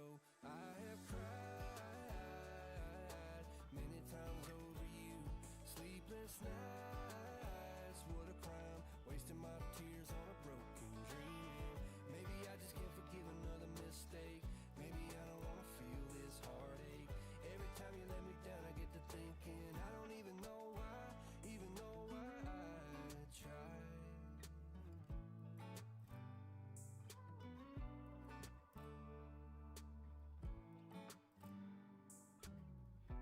Just me, do you feel the same? Were you up all night thinking you should maybe go your own way? Or should we stay, try to make things right? Cause I get a little down, thinking about tomorrow. I get down, should we call it quits and let go? I have cried many times over you. Sleepless nights, what a crime. Be enough to get it done. Here's Bryce Harper, and he takes high. That's a good question. Schwarber's at 363 homers, so 500 is in play. I won't say definitively no, but I think right now Schwarber is not on a Hall of Fame track, fouled back. He has played some left field, but most of his career is probably going to end up being as a DH, which I think adds another layer of difficulty to get him in. His career WAR is 21.6. The pitch is inside. He's 33 years old, so if he has another 8 great years, maybe, but I would say probably a little short of a Hall of Famer. The pitch to Harper is high. So let's do Kyle Schwarber versus Bryce Harper. They're about the same age. Yep. Harper's got a WAR of 55, 2-time MVP. I think Harper is going to be a Hall of Famer. I agree. 3-1, and he pops it up. Right field, shallow. Mygroth will make the catch. He had Hill and Gonzalez as options, but Chase makes the play. Boy, I think one of the more fun conversations is, fringe Hall of Fame guys. And you can think of somebody like Paul Konerko. He had one heck of a consistent career, but, it wasn't stellar defensively and didn't have speed. But I think there are some factors that outweigh others. Bohm takes inside. He homered in the 4th. That's the only run the Phillies have. 6-1 Sox in the 6th. There were two old-time stars, in my opinion, that should have been in the Hall of Fame long before they were finally elected. Bohm takes a strike. Burt Blyleven, who for a long time had the 3rd most strikeouts in Major League history. And he wasn't in the Hall of Fame. And he was a 300-game winner. And yes, and then... No, 287. He was a little short. Jim Cott was the other one. 16-time Gold Glover? Strike 2 to Bohm, 1 and 2. I look at that in itself. Up there with Ozzie Smith and all the Gold Gloves. There are just certain players that with the defensive prowess that they presented, it outweighed anything else. Fouled by Bohm.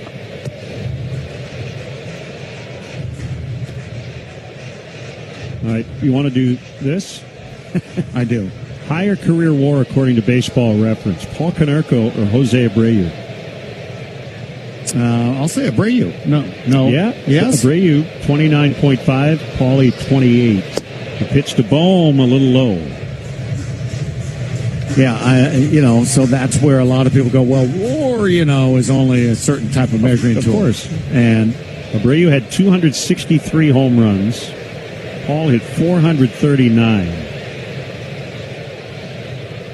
2-2, swung on and missed, strike 3. 7 strikeouts for Burke. And again, pitching behind an opener. He has been at his best the last 2 years.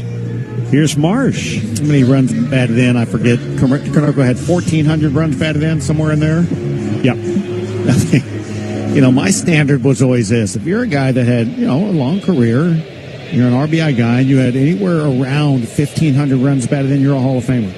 Well, here's the difference. As Marsh hits one high and deep out into right center, and it is a home run for Brandon Marsh. A 2-out shot, and it's now 6-2. Hit that one at about the same seat that he did last night. Very smooth, controlled swing, and the ball jumping off his bat. So a couple of solos for the Phillies today. As we know, Paulie got his career off to a slow start before he got to the White Sox. Yep. Jose Abreu was a finished product when he came to the major leagues. In 2014, at age 27, he was the Rookie of the Year. He put up a 5.8 wins above replacement. So, he hit the ground running. Real Muto takes low and in. Well, Abreu was a true professional hitter from the minute he got to the White Sox. No question. White Sox have been very fortunate at first base over the last few decades. Real Muto takes inside for ball 2. Yeah, you think about that run. I mean, and they were good before. They had Walker, and defensively they had Spires. I mean, they've had some good runs. Real Muto takes ball 3. Yeah, the Thomas Konerko Abreu run. I said Spires. I meant Squires. But, the Thomas Konerko Abreu, you'd be hard-pressed to find an organization that stacked 3 first basemen in a row like that up.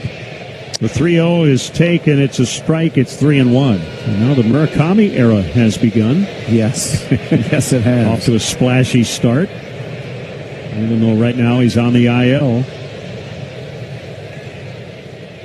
6-2 Sox, 6th inning. Here's the pitch. Check swing. I think he went. He did. Jim Wolf said he offered at it. And it's a full count. Real Muto's had a lot of chats with Jim Wolf today. A couple of guys who I'm sure have worked together a lot over the years. You're not kidding. Umpire and catcher. Yeah. Recently, you were showing me some former umpires and their unique strike 3 calls that they had. 3-2 pitch and a foul off Romo, and that one stung. Let's pause 10 for ID on the Hard Rock Casino White Sox Network.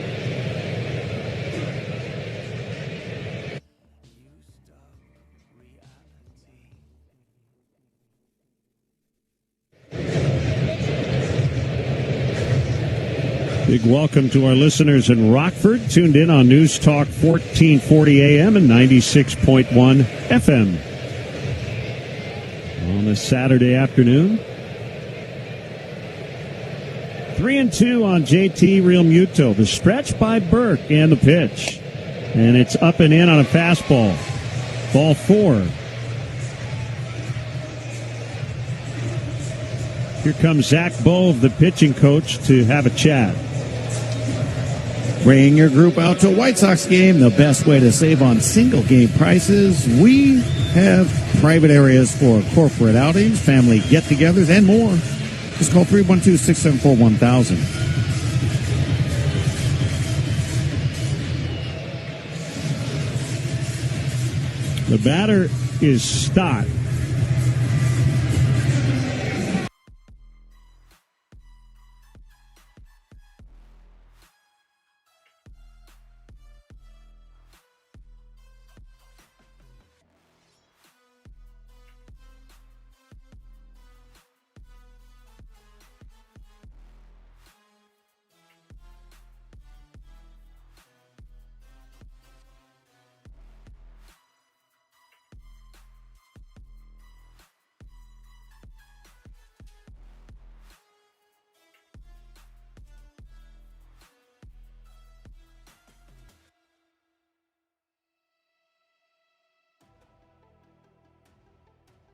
Some sense because he's faced Schwarber, Turner, the top of the order twice, but those guys have batted 3 times in the game.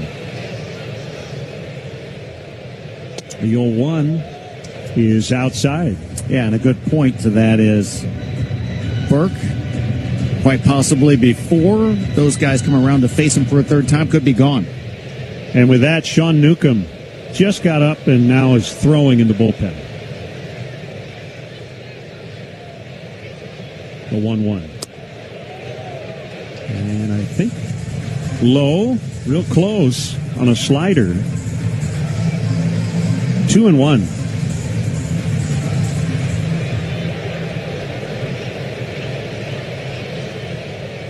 Short lead by Real Muto at first base. The set, the pitch, runner goes, the pitch is outside, and the throw is late. Real Muto had that short lead, and he just took off, and he steals second. Well, you had mentioned it in yesterday's game. He's had a history of being a base stealer, and that pitch was up and away, almost like a pitch out, but not by design. Romo loaded up after he caught that and kind of said, I'm going to throw this one harder rather than just get rid of it quickly.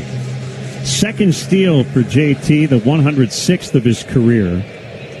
It's 3-1 on Bryson Stott. The pitch. Knee high strike, 3-2. Stott's going to challenge it. He thinks it's low.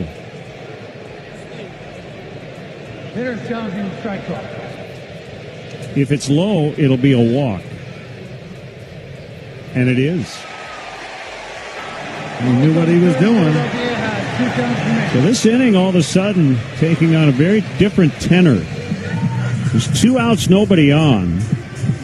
Marsh hit the homer to make it 6-2, and since then, Burke has walked Real Muto and Stott. Now he's got to face Garcia. Yeah, it's been an interesting outing in the sense that he's given up just 2 hits, but they're solo home runs, and he's walked 4 while picking up 7 strikeouts. It's interesting to say the least. Garcia takes a strike.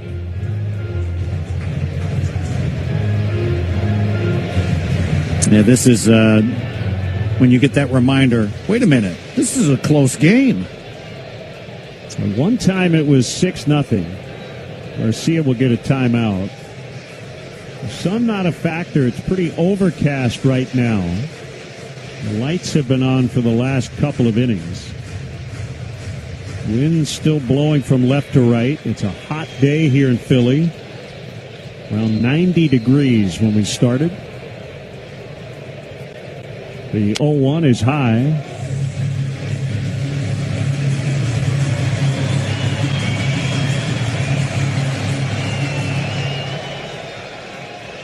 One and one on Adolis Garcia. The set by Burke. The pitch. Low for ball 2, 2-1. Gotta have a pitch here. One that you know can be a strike, yet stay in the yard. Because Garcia is thinking through her own home run, I guarantee it. He rarely gets cheated. The 2-1. A strike on a slider. It's a great pitch in that circumstance because, as you can tell, Garcia was taking that pitch all the way, just looking for the fastball. Now Peters will take several steps over toward right center. The pitch, fouled. And it was a fastball. Good location. It was on the inner part of the plate. It was up. As we learned anything yesterday, it was a fastball in the outside corner that he hit out of the ballpark. So he likes to get the arms extended, apparently. This next pitch will be number 90 of the day for Burke. And here it is. Garcia with a hard ground ball, base hit. Out in the right. Real Muto will score. Stott ends up at third. And it's now 6-3. That's a base hit that was accepted by Garcia. He did not go for the home run.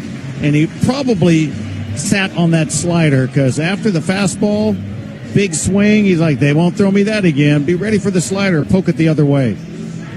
So Burke will be pulled. It'll be Newcomb coming on. Crawford is scheduled, but I don't think he's going to take the at-bat. So the Phillies have a couple, and they're still batting in the 6th. It's 6-3 Sox on the Hard Rock Casino White Sox Network. Borrow what you need when you need it.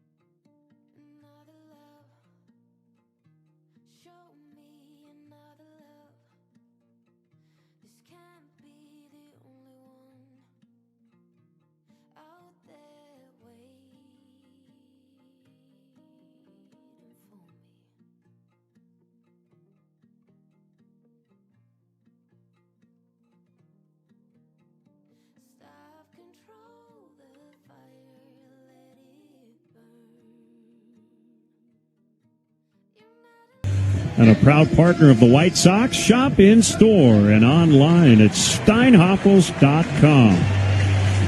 So it's lefty Sean Newcomb.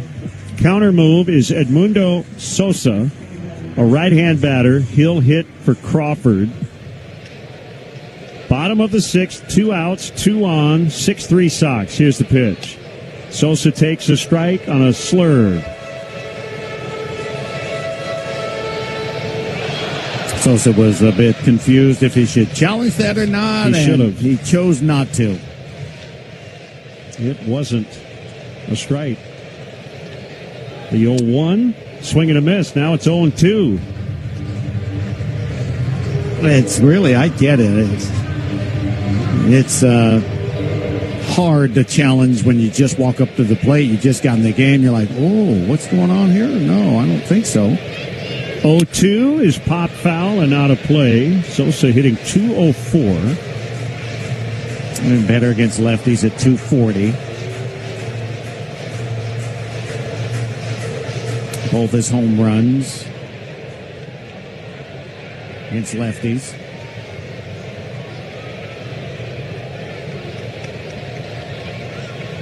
The 0-2 again. Called. Strike 3. We've got an ABS challenge. Nope, I guess not. Okay. I thought he tapped his helmet. But then he just kept walking toward the dugout. So no challenge. Through 6, Sox 6, Phillies 3 on the Hard Rock Casino.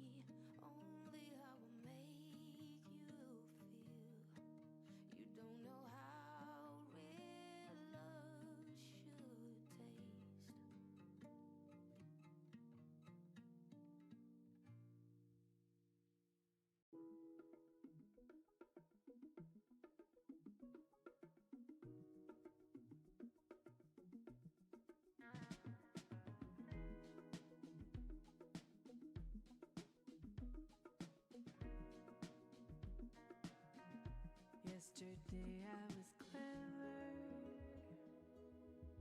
wanted to change the world. Today I am wise, so I'm changing myself. Let go of who you are, become who you might be.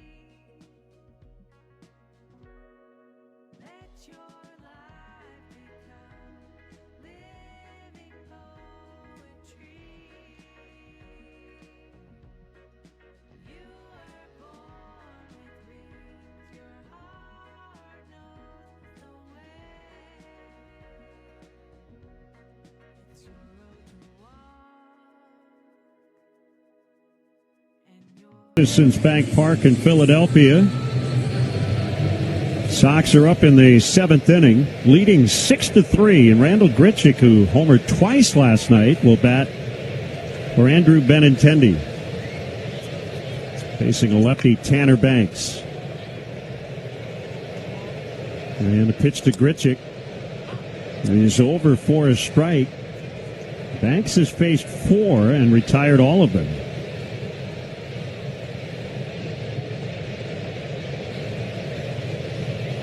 High set with the hands. Here's the pitch. It's high.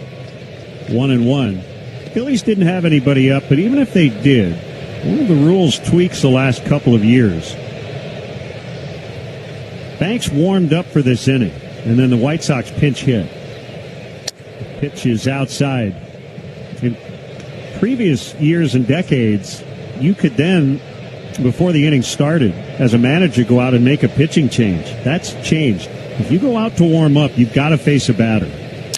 Fouled 2-2, and I like that rules change. It really slowed the rhythm of the game down way too much. Yeah, I do. And as a manager, you kind of have to anticipate. Yeah, exactly. And you mentioned they don't have anybody up anyway, so Banks was coming out there to face whomever. Swing and a miss. Skritchik strikes out. And here's Montgomery. Tanner has kept his team within shouting distance. And the White Sox would love to tack on here in the next inning or so. Especially in quick fashion, since we got some imminent weather in the distance. Frank Leone let us know. Yeah, might get some rain at some point. There's a swing by Montgomery, and he hits a soft bouncer back to the mound. And Banks with a low throw, but Harper picks it out of the dirt at first base. Yeah, Banks loaded up his arm, and then he basically did a slow-motion arm delivery. It's like, I'm throwing a changeup over there. Did not feel comfortable letting it go. Meidroth will bat. And we'll get a timeout before the at-bat starts.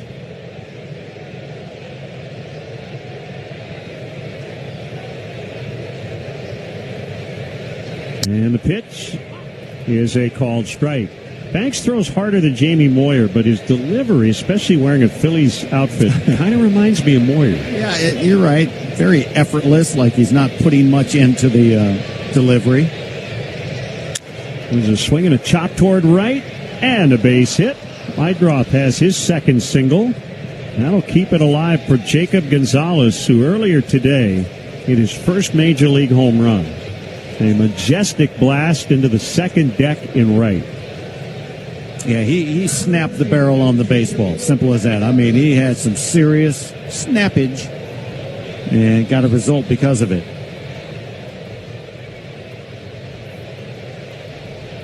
Toronto beat the Orioles 6-4. Both teams now 31-34. Cubs came back and bested the Giants 3-2-10. Swing and a miss by Jacob. St. Louis edged the Reds 6-5. I mentioned the Royals a 3-2 win at Minnesota. And Seattle shut out Detroit 4-0. Gonzalez takes ball 1-1. Jeff Miller will have more around the league coming up after the seventh inning stretch. Here's the pitch. Swing and a miss. 1-2 on Gonzalez. Gonzalez seems to me he's seeing that pitch, just not timing it. He's taking a good swing where he thinks it's going to be, but it's 82 miles an hour. He's swinging at something about 85 instead. Now Banks will throw over to first, and Meidroth back in time. I think that was one of those we're throwing over because he might just be running on the 1-2 count.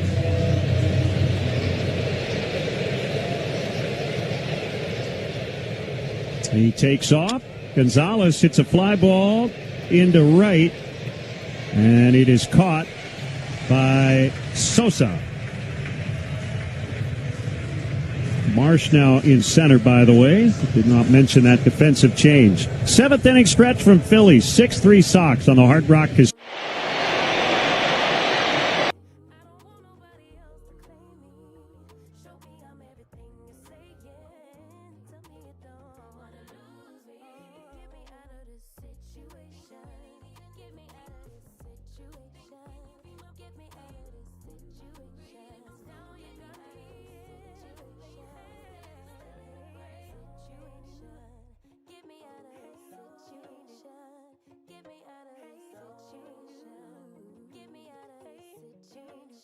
Situationship.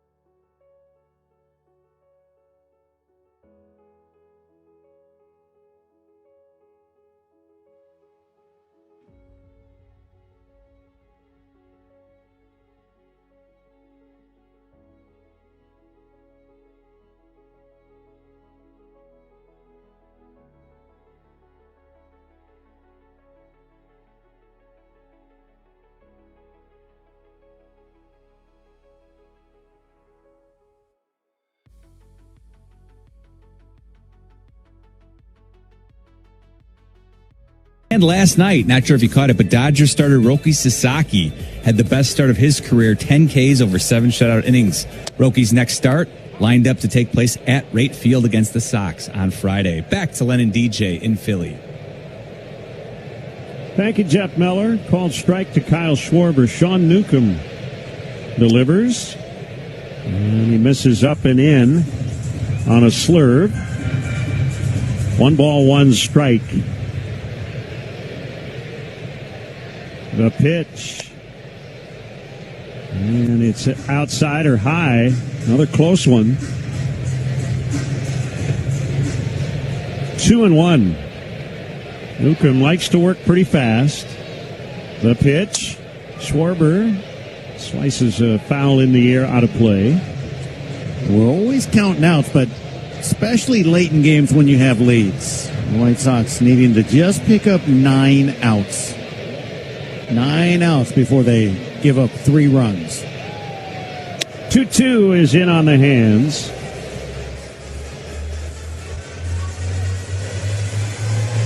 It's the other thing about Schwarber, right? He doesn't hit for average. He strikes out a lot, but he will make that pitcher work. Oh, yeah.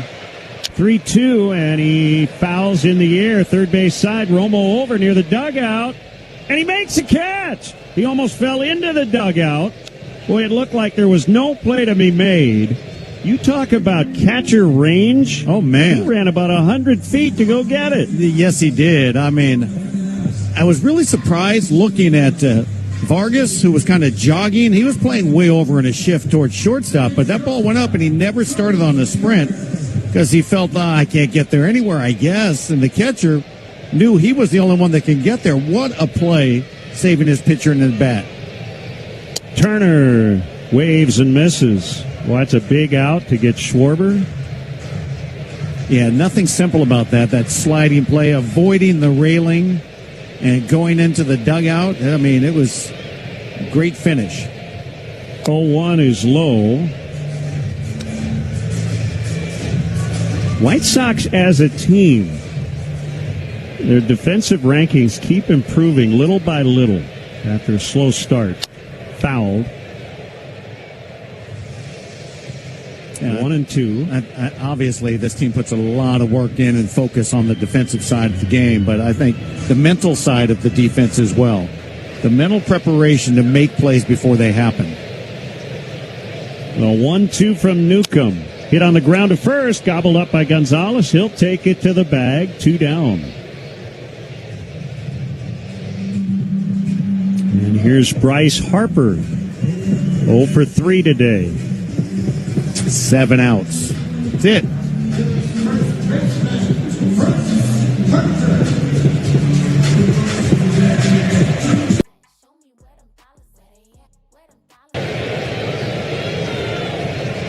It has been 1-1-2-3 half inning. Foul tipped by Harper, 0-1. That was Tanner Banks in the top of the 6th. 3-0-1, fouled, 0-2. You know, we just played this series in Minnesota, and just watching them play, see how we played against them. We matched up pretty evenly, both teams looking kind of similar. Same thing here in Philadelphia. These two teams seem to match up similarly, and the records indicate that. There's a bounding ball to the third baseman. Vargas throw to first, and he gets Harper, who was busting it down the line. A nice defense in the inning, and it is a 1-2-3 for Newcomb. 7 in the books. Sox 6, Phillies 3 on the Hard Rock.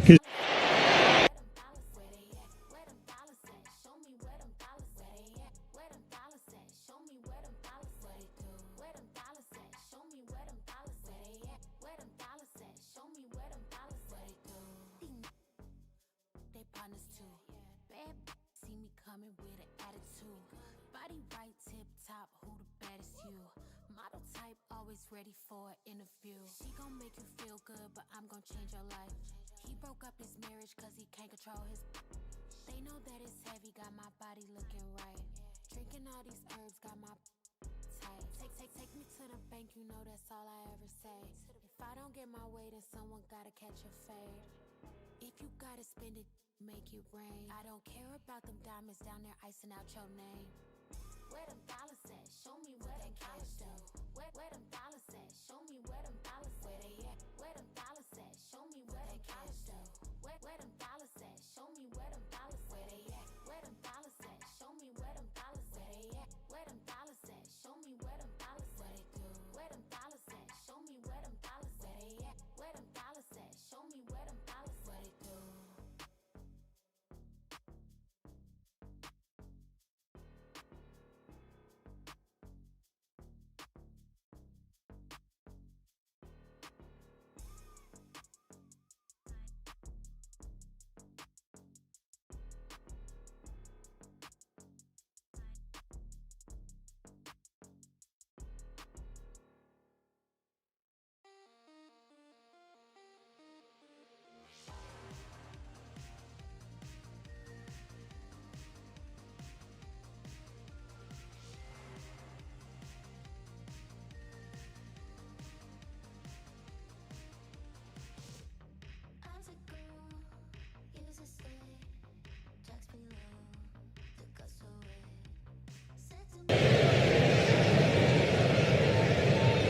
He's from Pennsburg, Pennsylvania, not too far from here. There's a bunt by Peters. He pulled it up the first base line, and it's a base hit.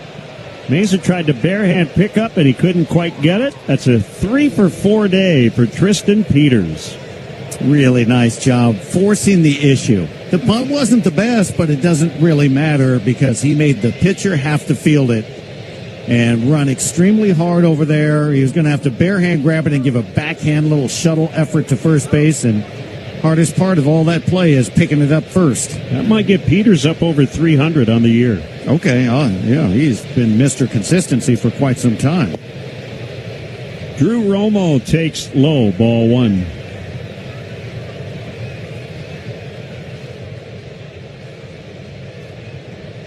It's right at an even 300. It is 3-for-4. That's awesome. Here's the pitch. Romo bunts. He bounces one to the pitcher, and he only has one play in the throw just in time at first. Just barely got Romo at first as both base runners were busting hump down the line. That'll bring up Derek Hill. And Mesa almost took too much time. You're right. And, of course, he'll get a sacrifice for that, even though he was really trying to push that to second base and get a hit out of it. How about a third bunt? Infield's back. I watched some high school game where there were 4 straight bunts. Sure, Hill takes inside. Not one of them was fielded correctly and gotten out. 24th appearance for Tim Mesa. He's got a 3.62 ERA. Runner at second, one out, the 1-0. Fouled on the screen behind the plate.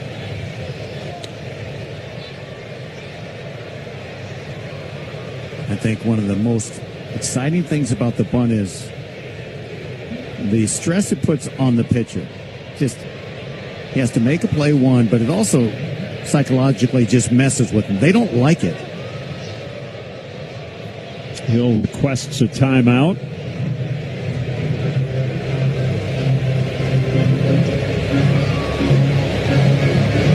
He had something in his eye.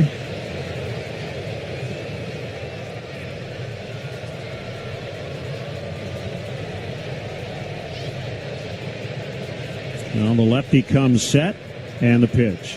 Hill takes down and in on a slider. And he's a longtime Blue Jay. Brief stints with the Yankees and the Pirates. And now the Phillies.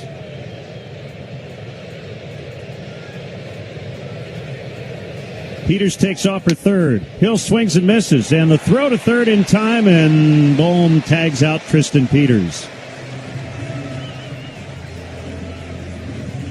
Peters is still at third base. Thinking maybe he slid around the tag effort. Ball beat him by quite a bit. It's going to be challenged.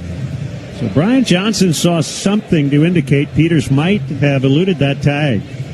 Sometimes it's kind of weird. I feel like in the replay era, sometimes when the throw gets there too early, it messes up a fielder. It does, because he tags and they're not there yet, and he hasn't left the tag there. And the tags brings a glove up to show I tagged him, yet you haven't tagged anything. The other thing is he slid in really hard, and I think he came off the bag, but Bohm didn't keep the tag on him. Oh, you know what? Bohm had his left foot on the corner of the bag, and that's right where Tristan came in. But the question is, was his spike on the corner of the bag or all on the foot of Bohm? This is going to be a really interesting call. Yeah, you're right. It's going to be interesting because you can see where he possibly is safe. Got the foot there before it was tagged, and as you said, he lost contact, but Bohm didn't keep the tag on him, and he didn't have access to the base, which they did not indicate in the first place, which they would have to. He really wasn't blocking the bag. The foot was on the side of the bag, and that's right where Peters went in. And yeah, he kind of spiked Bohm, but he really had no choice. Here we go. After review, the call on the field stands. Runner is out. Chicago loses their challenge. Okay. Peters was surprised. He thought he should have been safe. Well, the truth be told, the ball beat him down there by a full stride. So the jump was just so. And we've already talked about Real Muto in this series. He could throw. He gets it down there quicker than any of his other catches for this team and quicker than a lot of guys around the league. So that's the second out. Base is empty. 2-2 to Hill. He checks on an outside pitch, and he held. And it's a full count.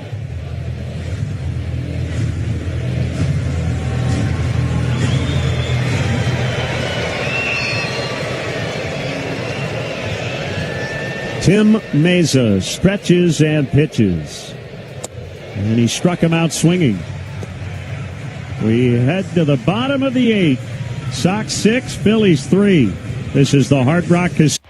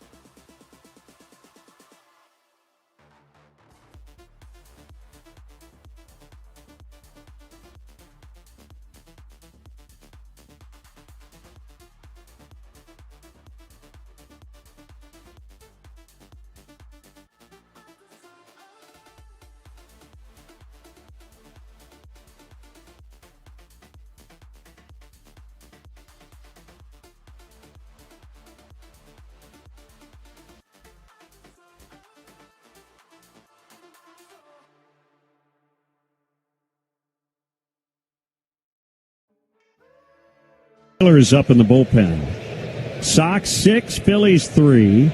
Alec Bohm takes low. He's 1 for 3 with a home run.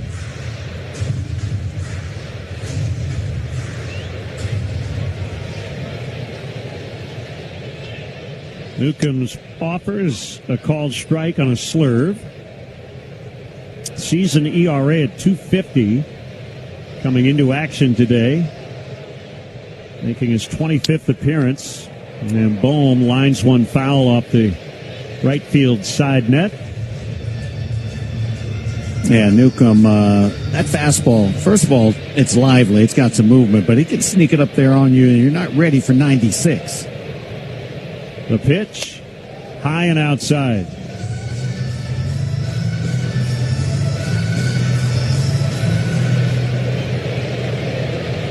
Sean is a large human, 6'5", 255. And he just blew one right past Bohm for strike 3. There's that 96. Good timing. Yeah, he's a big man. And great addition for the White Sox in the bullpen. Just love how, they brought so many contested or, comparable arms in spring training, and like a Newcomb and a Hudson and others from the right side, and then you just weed through them. Marsh takes ball 1. You get a Hicks and a Grant Taylor, so right-handers, left-handers similar, but they're competing, and then eventually they all make the same team because, well, they deserved it. 1-0 coming, swinging a line drive. Antonacci and Lett's going to have to chase it down at the fence. Marsh to second. He's got a double. Another big game for Brandon Marsh. 2 for 4. Both hits have gone for extra bases. A homer in the 6th and now a double in the 8th.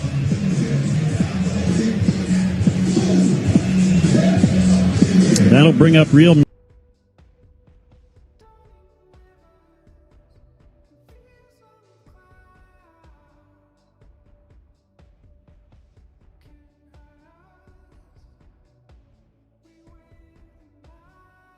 against lefties, and he's playing mostly left field, and it has worked. Yeah, when you get a different perspective from a manager, it makes a difference. Real Muto takes a strike. Everyone around here, though, seems to agree that if Thompson had remained, the Phillies were kind of due to improve after that rough patch. But they were 9-19 when he got fired. Swing and a line drive caught by Peters, and the throw to second base a little late. It looked at first like Marsh read that as a base hit, and then he quickly hit the brakes. And I mean, we have a very good view from where we sit. I thought off the bat that was a base hit, but it just kind of stayed up in the air. Yeah, it really did. When it left the bat, Marsh, without question, he thought that's down. He started for third. But what happens is, in your mind, you replay that actual line drive. You see it while it's sailing out there and you're running to third. You go, wait a minute. That's carrying more than I thought. I know it is. You turn around and you see the fielder catching it. Stott takes ball 1, and no, it's a strike, actually. And Romo got up and just fired to second base. But he threw it right to the shortstop, who was not actually covering the bag. Montgomery was to the left of second. Well, that's one where somebody missed a play. Yeah, Montgomery was looking in my drop, I think asking maybe, did I miss a sign? The pitch swung on and missed.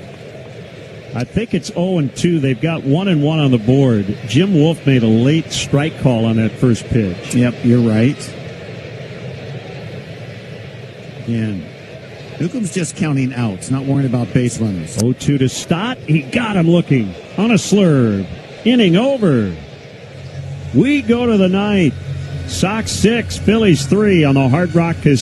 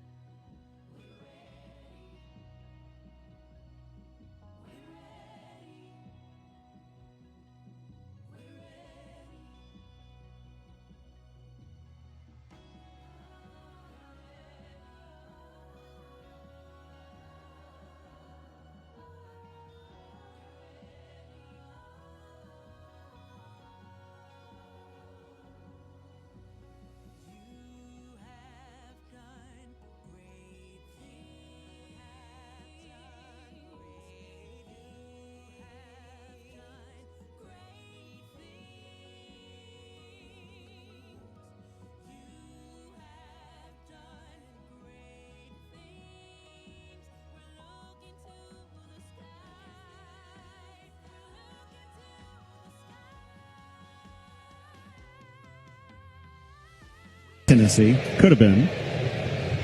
Or Oklahoma. Okay, we're done. Here's the pitch. Antonacci takes a high one. Sugar got the win in both ends of a doubleheader against the Giants on April 30th. They were both walk-off wins for the Phillies. And he misses outside for ball 2. And Sugar said, that's not a strike ball. I need another one. He would know. He's got to throw it, right?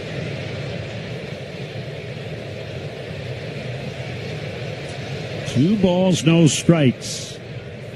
Here's the pitch. Antonacci takes high. Another one.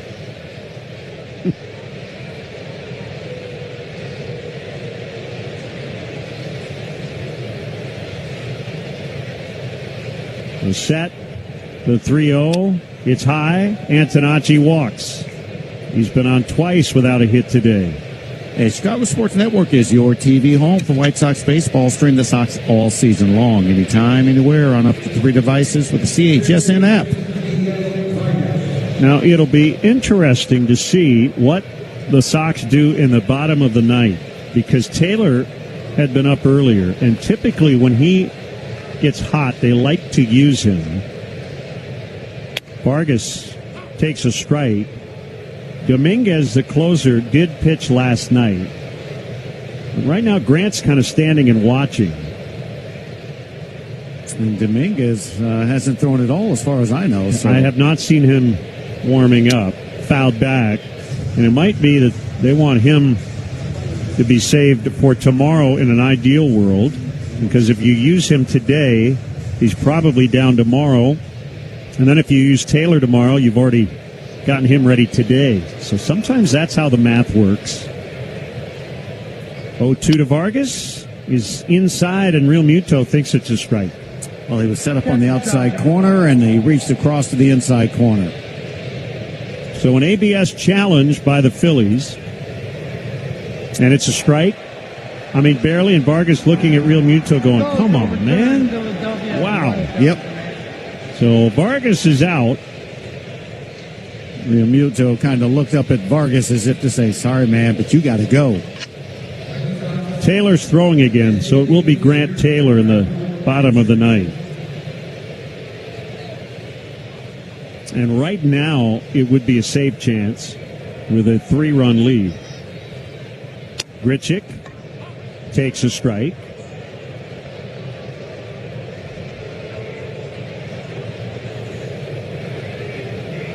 Tyler Davis also playing catch, and it might be if the Sox add on a bunch. Throw over to first. Antonacci's back. He was dancing all around over there and kind of forced that throw.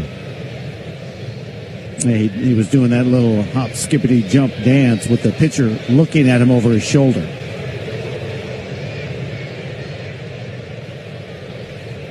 The 0-1 to Grichuk is a called strike on a sinker at 96. The thing about situations like this is you got to remain focused with a batter like Grichuk up there, and can't become distracted and throw him a fat one because he'll hit it in the seats. The 0-2 outside on a sweeper.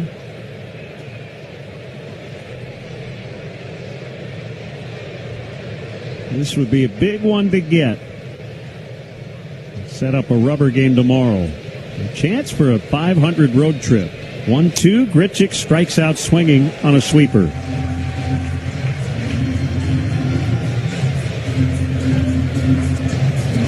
Two retired. That'll bring up Colson Montgomery.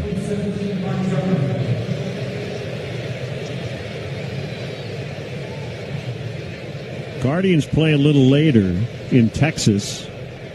Sox are 2 games out at the moment. Montgomery takes a strike. Sox trying to match the record of Philadelphia. With the win today, they'll be 34-30. Yeah, but one team will be within a game and a half. The other will still be about 8 out. Yes. A loss would make Philadelphia 34-30. The pitch. Swing and a miss. Strike 2. And the Braves have a 6-3 lead over the Pirates in the ninth inning. Yeah, two teams on the field right now that started their season in disappointed fashion and have turned it around and now talking about playoff potential. Chase Sugar to Montgomery, and it's low and in.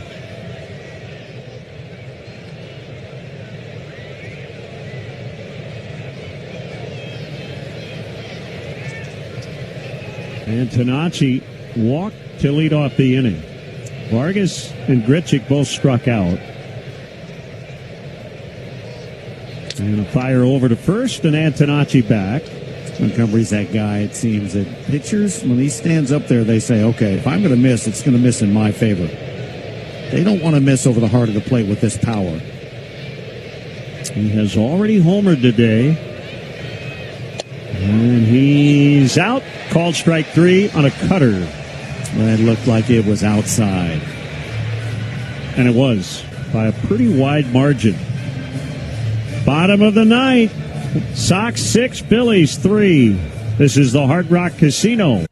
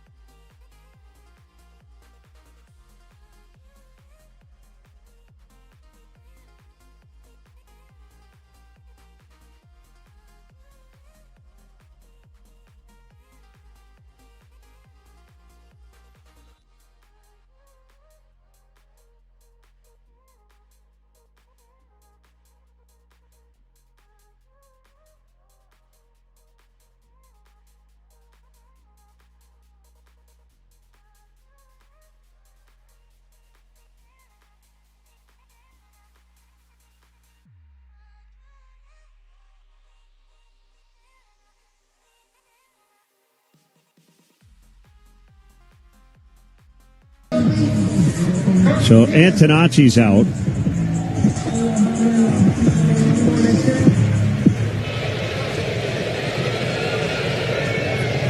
The wind and the pitch to Garcia, and a swing and a chop toward first base. It is foul.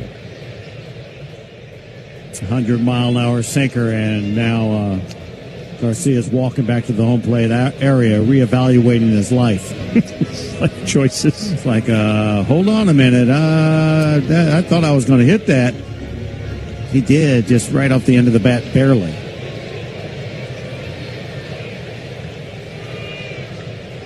Grant Taylor has special stuff. And we're starting to really see it all come together this year in multiple roles. Check swing, strike 2 on a fastball at 100. 25th appearance and a 1.99 ERA. The 0-2 fouled. You know, we watch a guy like Joan Duran and we go, how in the world does anybody hit this guy? I think other teams and their broadcasters say the same thing about Grant. Oh, absolutely. And now, as you mentioned, he's learning how to use his stuff properly. 0-2 is low and away on a slider. He's got 47 strikeouts and 31 2/3 and 9 walks. So that's a good ratio. The 1-2. Foul tip, strike 3. Triple digits again. And he strikes out Garcia.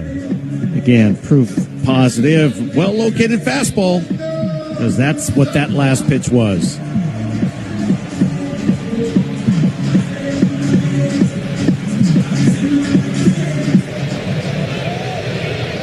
Now, Edmundo Sosa, another right-hand batter. And he takes a strike. Boy, a more comforting feeling coming out there saying, I've got 3 runs to work with. I can just go right at them. 0-1. Swung on and missed on a slider. Different pressure if you walk out there going, I've got a 1-run lead. Don't make a mistake.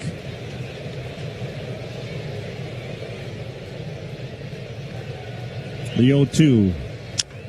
Pulled foul on the ground.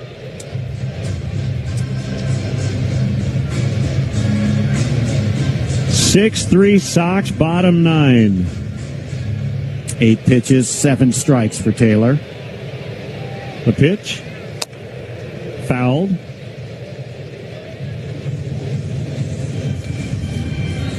It's 3 straight sliders. Yeah, he's never going to look for that pitch. I'll tell you that now. The 0-2 is fouled on a fastball. He will look for that pitch, and even though he's looking for it and defending against it, it's still just a foul back and a 2-strike swing approach. Another 0-2. Got him looking on a curveball. Boy, he waited and then just dropped in his first curve of the inning. Uncle Charlie came to visit. 2 batters, 2 strikeouts, and that curve kind of backed up. And that's one of those pitches where Sosa might be saying, what was that? That's true. It was not the classic 12-6 curve, that's for sure. Here's Schwarber. 2 outs, 9th inning. And he went around on a ball in the dirt, I think. Yep, home plate umpire indicated. Didn't need to check. Schwarber just found out that it's a swinging strike. Schwarber's like, what? If he'd have hit it, it'd have been a line drive to center field.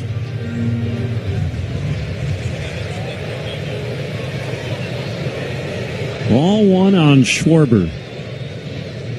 Stands there very relaxed. Swings and misses on a curve. 0-2 on Schwarber. You have to take such a defensive swing to cover his fastball and that curveball. I mean, only chance to make contact. The 0-2. Swing and a miss, strike 3 on a slider. The Sox beat the Phillies. They've got a rubber game tomorrow. The final score, White Sox 6, Phillies 3. We're back in a moment on the Hard Rock Casino. White